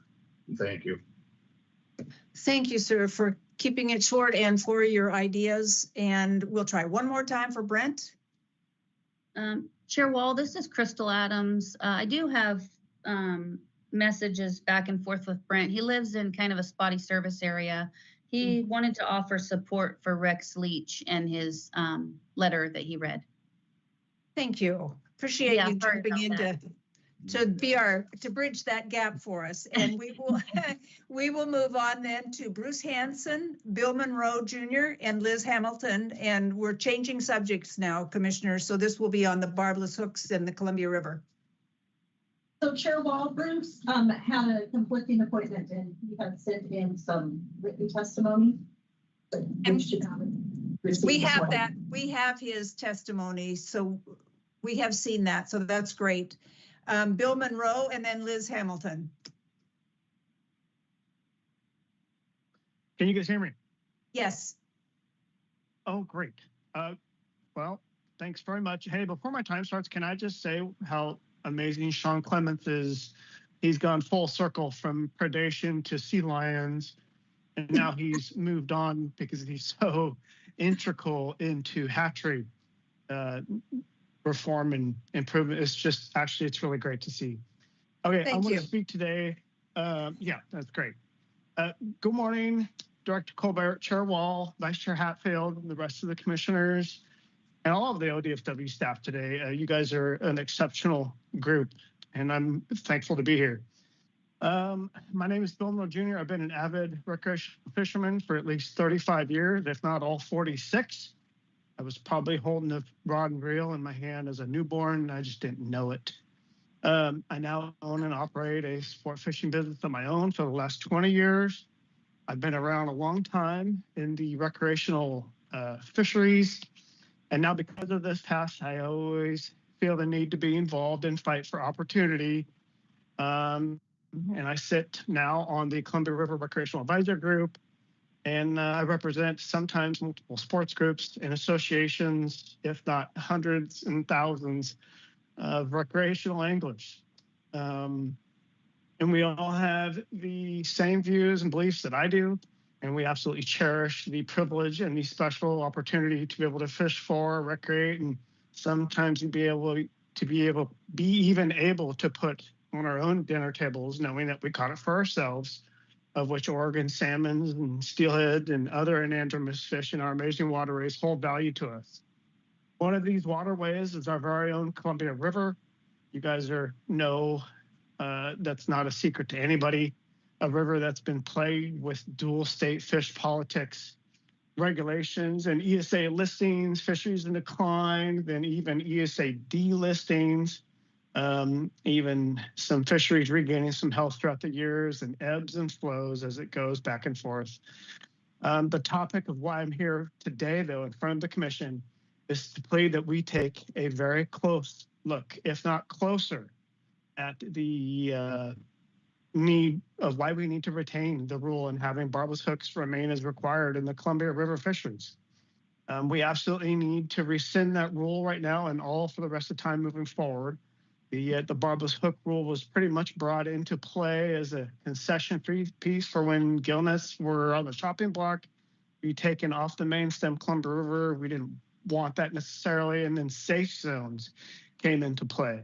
And now we've seen what a huge success safe zones have become, and they're setting record profits, and they're actually functioning as designed, and that's actually really good. But before that all came into play, barbed hooks were utilized for the entire fruition prior to those concessions once they started. Multiple studies have shown that barbless hooks and barbed hooks show virtually no difference in overall cumulative mortalities by recreational fisher people, and they make such a minuscule difference in overall fish deaths out there in the rivers. It's now hard to justify keeping barbless hooks in play. To make matters a little bit more evident, the abilities for fisheries enforcement entities from both states is and always has been such a hard thing to enforce evenly throughout the whole river. Multiple violation streaks here and there have shown sporadic. Targeted zones have shown mild effect, but very little overall, and the agencies are very well taxed at that point. These agencies can probably be doing a lot more important work on enforcement issues throughout, other than that, having to look for a barbless hook and really tying up their time out there on each individual vessel. It's a very difficult process. It really does matter. I urge you to please take a much needed closer look at this, and let's make a move towards the positive for recreational fisheries and fisheries management. We have already seen we have such a good process developed for fisheries management and season setting processes because of like North of Falcon is functioning. And this is one thing that we can probably make a little bit more of a difference for recreational fisheries. Thank you for the time for letting me speak here today. Thank you, Mr. Monroe, and for what you said about our staff. That's a remarkable resource in that staff, and I appreciate you noticing that. Liz Hamilton. And after Liz, we will go to David Moskowitz and then Jim McCarthy and Charles Gear. So Liz. Sure. Right, thank you. Just a moment, please, Chairwell. Before we move off of this topic, Bruce has joined the meeting by phone, so we will be able to let him in if you'd like. Okay, let's go to Liz Hamilton first, and we'll come right back to Bruce Hansen after. Right, thank you, Chair Wall, Vice Chair Hatfield-Hyde, Director Colbert, and the honorable members of the commission here today. I'm here to express our full support for a return to barb hooks and freshwater fisheries for salmon and steelhead in the Columbia Basin.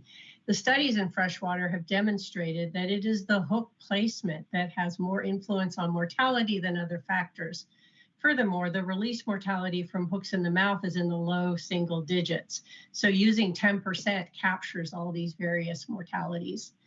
Director Elliker wrote in the fishing regulations that the endorsement was part of a plan to transition gillnets out of the main stem Columbia River by 2017.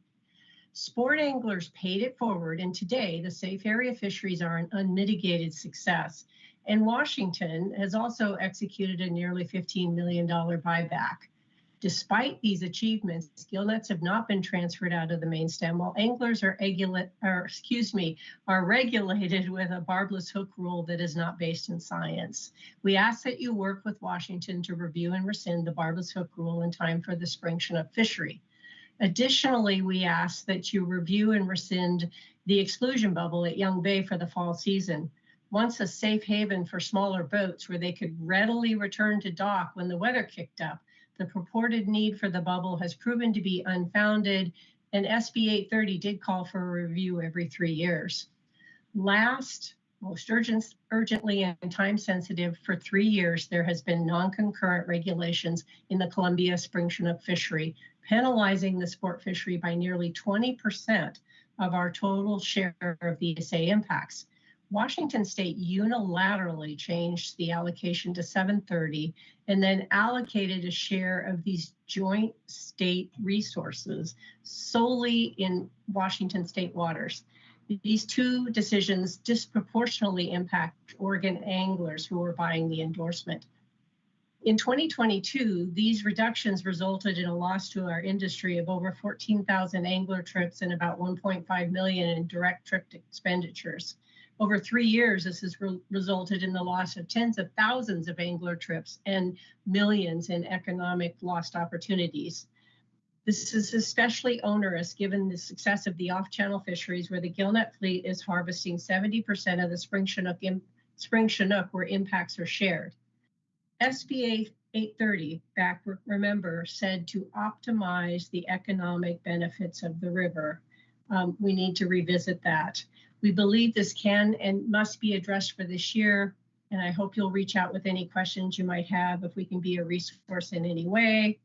If I say one last sentence, I would say that transportation budget is not paying for the impacts that it has on fish and wildlife in this state, both lethal and sublethal. And I hope when I'm retired, I work with all of you on fixing that discrepancy. And thank you for your time today. Appreciate you. Thank you, Liz. That's great. Bruce Hanson then, and then we have David Moskowitz and Jim McCarthy. So Bruce.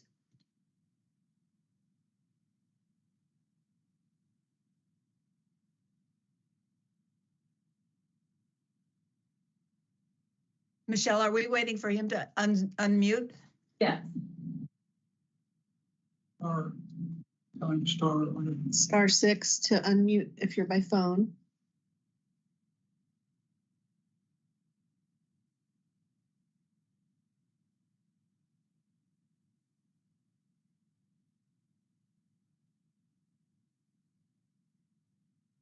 Let's go to David Moskowitz and we'll come right back to Bruce Hanson. So David Moskowitz, if you could go ahead, please, and Bruce will come right back. David had a conflicting appointment and he's not in the room any longer. We also lost Alex Worth, our last speaker. Hey. Okay, then could we go, Bruce, are you ready? No. Then Jim McCarthy, could you go ahead?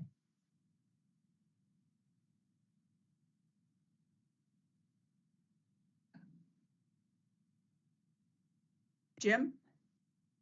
Or Charles Gear?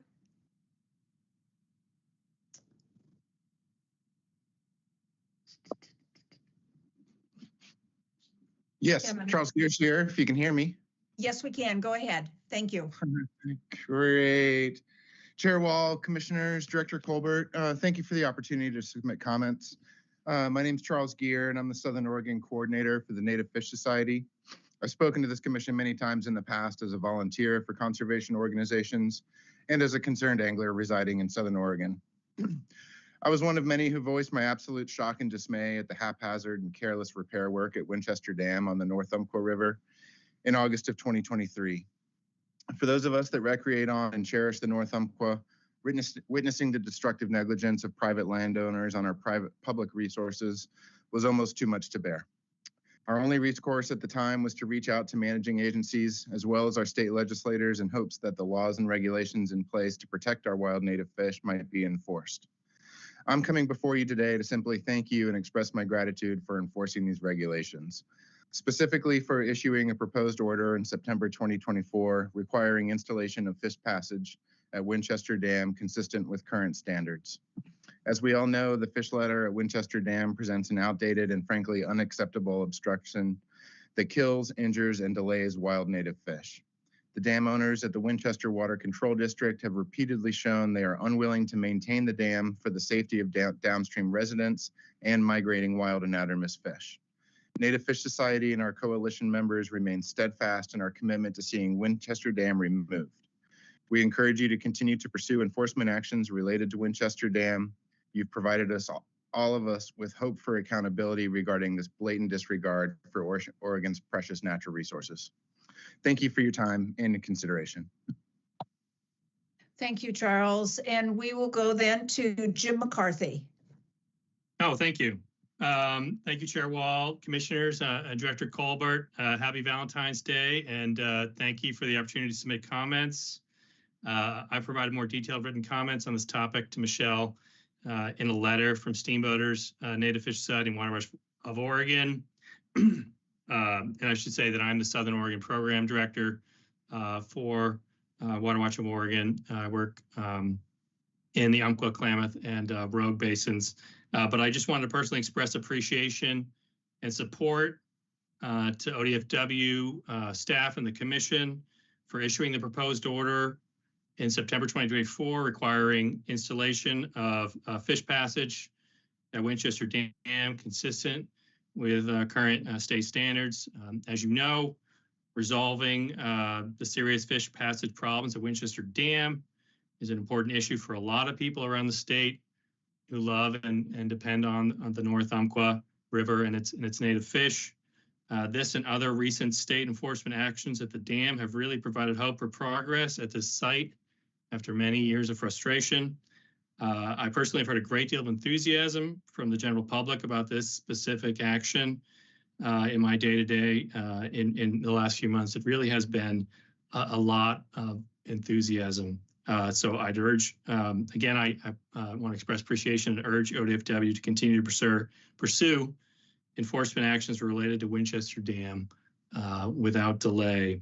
Also, as you may know, the dam owner, Winchester Water Control District, has thus far indicated through its public actions and statements that it is unwilling or unable to fund the construction of fish passage facilities at this dam in compliance with state fish passage criteria. Given this fact, we owe it to all who depend on the North Umpqua to insist that this dam be removed as soon as possible. Water Watch remains committed to our offer to work cooperatively with the dam owner, state and federal government, and private organizations to accomplish successful removal of the structure and restoration of the former dam site at little to no direct cost to the dam owner. So again, thank you, and appreciate you guys and gals, and thank you so much for the opportunity for comment. Thank you, Jim. And commissioners, that ends our public forum. Thank you to all of the people who came in for public forum and spoke.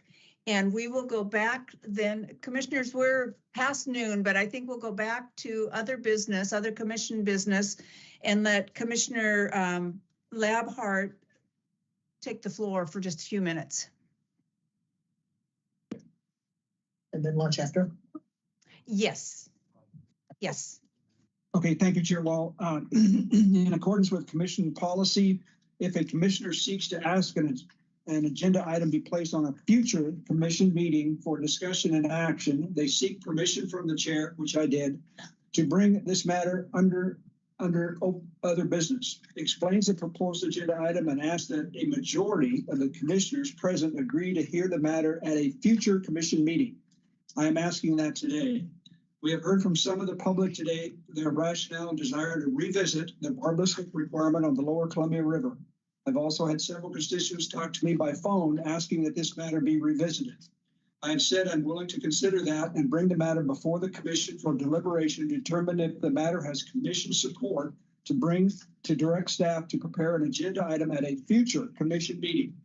I've also received a report from my request to Oregon State Police regarding enforcement action on the lower Columbia regarding barbless hooks that should be considered along with testimony heard today in public comment. During the 2022 season, OSP took enforcement action 123 times regarding enforcement of barbless hooks. 52 citations were issued, 71 warnings were issued. During the 2023 season, there was a 60% increase in enforcement actions with 192, 126 citations and 66 warnings. All of these were enforcement actions that officers observed. The comment that I received was there is likely a significant portion of the angling public that is frustrated with barbless hooks requirement and losing hook fish that they just ignore the barbless hook requirement and hope that they're not going to get caught, as their odds are high that they won't get caught. I believe the intent of this commission is to provide recreational fishing that encourages the catch of hatchery fish, hatchery raised fish to provide recreational opportunities while releasing ESA wild fish and reducing as much as possible hatchery fish from straying into wild fish emphasis areas and reducing PFAS as much as possible. I respectfully ask today that we secure today a majority consensus from the commission to ask staff to develop an agenda item moving back to barbed hooks on the lower Columbia River with public notice for a future commission meeting where the public and the staff can weigh in pro and con regarding this possible change in regulation back to barbed hooks. So that's what I'm asking. Thank you, Commissioner Labhart. Other commissioners who'd like to ask questions or make comments? Commissioner Spellbrink, you look like you're about to raise your card. Thank you, Chair Wall. Yeah, I might just add my 2 cents to this here too, because if there's a way to do it, we don't want to throw the entire Columbia River management scheme into the toilet over this, but I think if we could look at it, it'd be great. Things like when you're fishing at the mouth of the Willamette, when the Columbia is open, you're legal in the Willamette fishing barbed hooks. If you move out to Columbia, you got to change. And we used to have a barbed hook or barbless hook regulation on the Silex for I don't remember a year or 2, and then in some of the Canada streams I fished up on the Skeena system stuff, we had barbless hook regulations, and I can't tell you how many times I've been checked. And every single time I panicked, did I get all the barbs pitched down? And every time I did, it wouldn't have been because I did want to comply. It would have been just, something else you got to think about when you're both doing everything else. And like I say, I always passed the test, but it wasn't because every time I panicked, I hope I got them all pinched. And it's not something that, our Oregon actually did the research, I think, on the Willamette, why we now are allowed barbed hooks on the Willamette system, because the research showed that it was wherever the hook placement of the hook in the fish is what caused mortality. It wasn't whether the hook was barbed or barbless. And anyway, so I just throw my support for at least looking at, having staff look at it and see where we go from there. Commissioner Hatfield-Hyde, Vice Chair.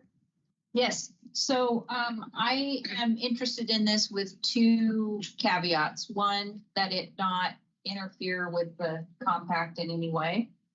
And 2, that we do this in a manner that's timely for staff, given the legislative session and other issues that are in front of us. And that's why I mentioned future staff meeting. It would be up to staff to determine. Yeah, so those would be things that I would want to see in do we need a motion for this is my question. We will, but we want to give the other commissioners a chance to weigh in first. Right, I know. I'm just wondering if it was just a consensus or if it had to have a motion. I think we'll do it as a motion, yes. Okay. Do either of the, anything else from the commissioners? Doesn't look like it. I would just mention there are, as we heard in the testimony, there are a lot of issues on the Columbia that people want to raise. And I think I would be perfectly willing to listen to this and hear this one in the broader context, though, of the other issues. There are other fishing methods. We heard about gill nets. We heard about the safe areas and that sort of thing. And those always come up, as well as the allocation among all of the different fishing groups on the Columbia. So, and the other piece is if we do this, if we're trying to keep these things in sort of large landscape scale solutions, if you will, we should really look at it only if we're also looking at populations and what's happening with these stocks. So I would support it if we were looking at it that way, but in isolation, it doesn't make so much sense to me. So that would just be my view. So I think what we should do next is get a motion on the floor and see where this goes. Actually, before the motion, just one last thought. Is there a way, one of, I guess my concerns is I live on the Columbia, I look at it all the time, like I get it. And we're always seem to be like at fisticuffs with Washington. And is there a way to do this without kicking a hornet's nest? Is there a way? Because I just question that deeply. And is there a way to make it simple and keep it simple? Or do we go down this rabbit hole with the gill netters and the 70-30 and the everything that we always seem to be fighting with Washington about because we're not in concurrence? because they stepped out and we didn't join them, and just mess. It is a mess. I look at the mess all day, every day. So it's sort of like, is that the can of worms we would open by doing this? That's my concern. I would offer that we could offer to Washington to participate with us or work with staff and see if we can work out something that is acceptable, because we have gone from Barb to Barbless, and Washington followed. We have gone from moving stuff on the Columbia, and Washington has followed. Washington has done something and we didn't follow. We did. So there has been discussion where it's gone both ways, in my opinion. Yeah, to follow on that, I see your card, Bob. Sorry, but the dysfunction of Washington right now, I just cannot even imagine that we could have a joint anything or agreement on anything. They can't even deal with themselves. So to bring in another commission into that's what I'm saying. This is a hornet's nest. This is so bad, sadly. But that would be my main concern with this. It's not about barbed and barbless and like doing a decision that makes sense. This would be a proxy for everything else. That's my concern with this. And I think, Chair Wall, anyway, and my response to that would be, I think that's what staff would probably look at and say, this is going to be impossible given the considerations, or maybe, anyway, that's what one of the things we have staff look at if this was impossible. And then the other thing I was going to mention too, Liz Hamilton brought it up, and I have actually been called on this quite a bit, and that is that bubble fishery on Young's Bay that's closed. I think that's what Liz Hamilton was referring to, right? I think I don't remember all the details of that, but that's something maybe staff could look at the same time. I believe at one time there was I think they were using road stock fish there at one time, and a lot of those fish congregated in that area there. Those fish were going up into the select areas. Anyway, like I said, I know I've been contacted a lot by fishermen to see if we could look at that also, whether that bubble fishery is still, or that not allowing that bubble fishery is still considered. We let that also. Thank you, Commissioner Cedric. We'll go to Commissioner Hall DeFries. Go ahead. And then you, Commissioner Labhart. Thank you, Chair Wall. My thought is, and maybe this is kind of what we're all thinking, but instead of taking too much of a large staff time up front, I wonder if the first ask for staff would be a small feasibility study. If we went into this, what would that look like, and what would a feasible timeline for these discussions, and who are the partners that we should be bringing into these discussions? And at that point, we make a decision on when this would be a viable agenda item. Does that make sense to kind of do a first pass through with staff, as Commissioner Spellbrink just mentioned, that they would come with us with some of those thoughts, and then we make a decision on when this could be put forth on an agenda? It's certainly an option. You have heard how it immediately grows. Because we're not talking, well, go ahead, Commissioner Labhart. Yeah, but it have like gained a life of its own. So I try this. I'm kind of on the same wavelength as Commissioner DeFries here. I'm going to look at our director and say, what did you hear? And what would you think that staff could work on, given all the different viewpoints that you just heard? A motion that staff could say, this is something, we're willing to look at. They'll put pressure on you to help us craft something here. So sorry about that. That's okay. This is how it works. So this is a good example of how to bring things forward and have a discussion. I will say that I just consistent with what you've heard from some commissioners, that it's like it might be pulling on a string, and I don't have a good feel for that.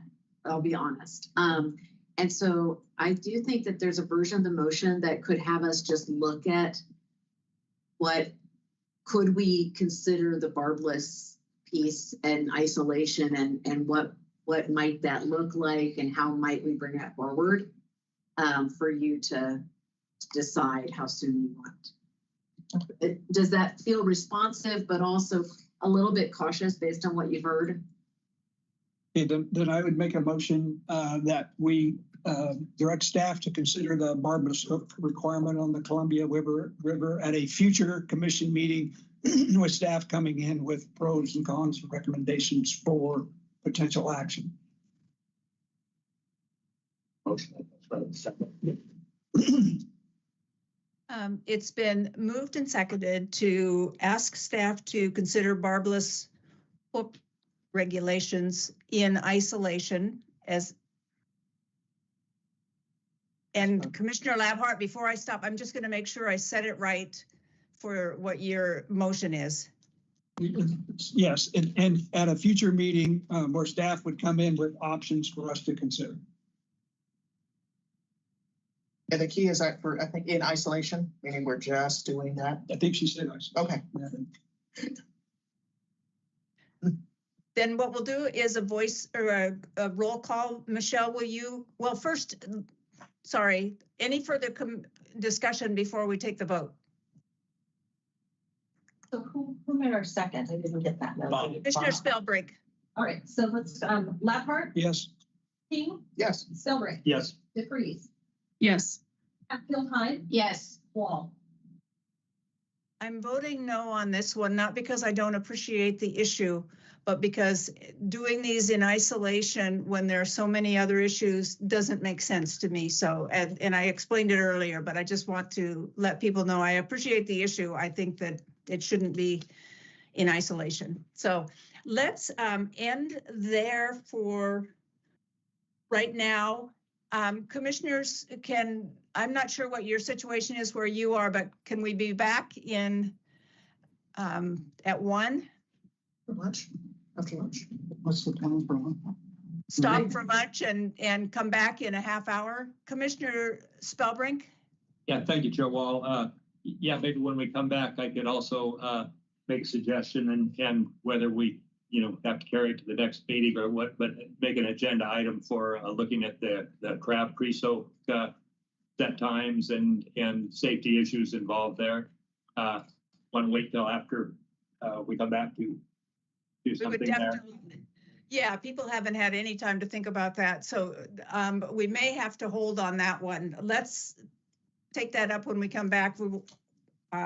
Along with the other things, but I'm not sure we should be adding other things to this agenda right now. So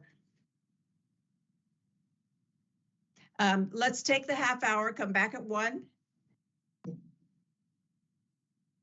Thank you. It's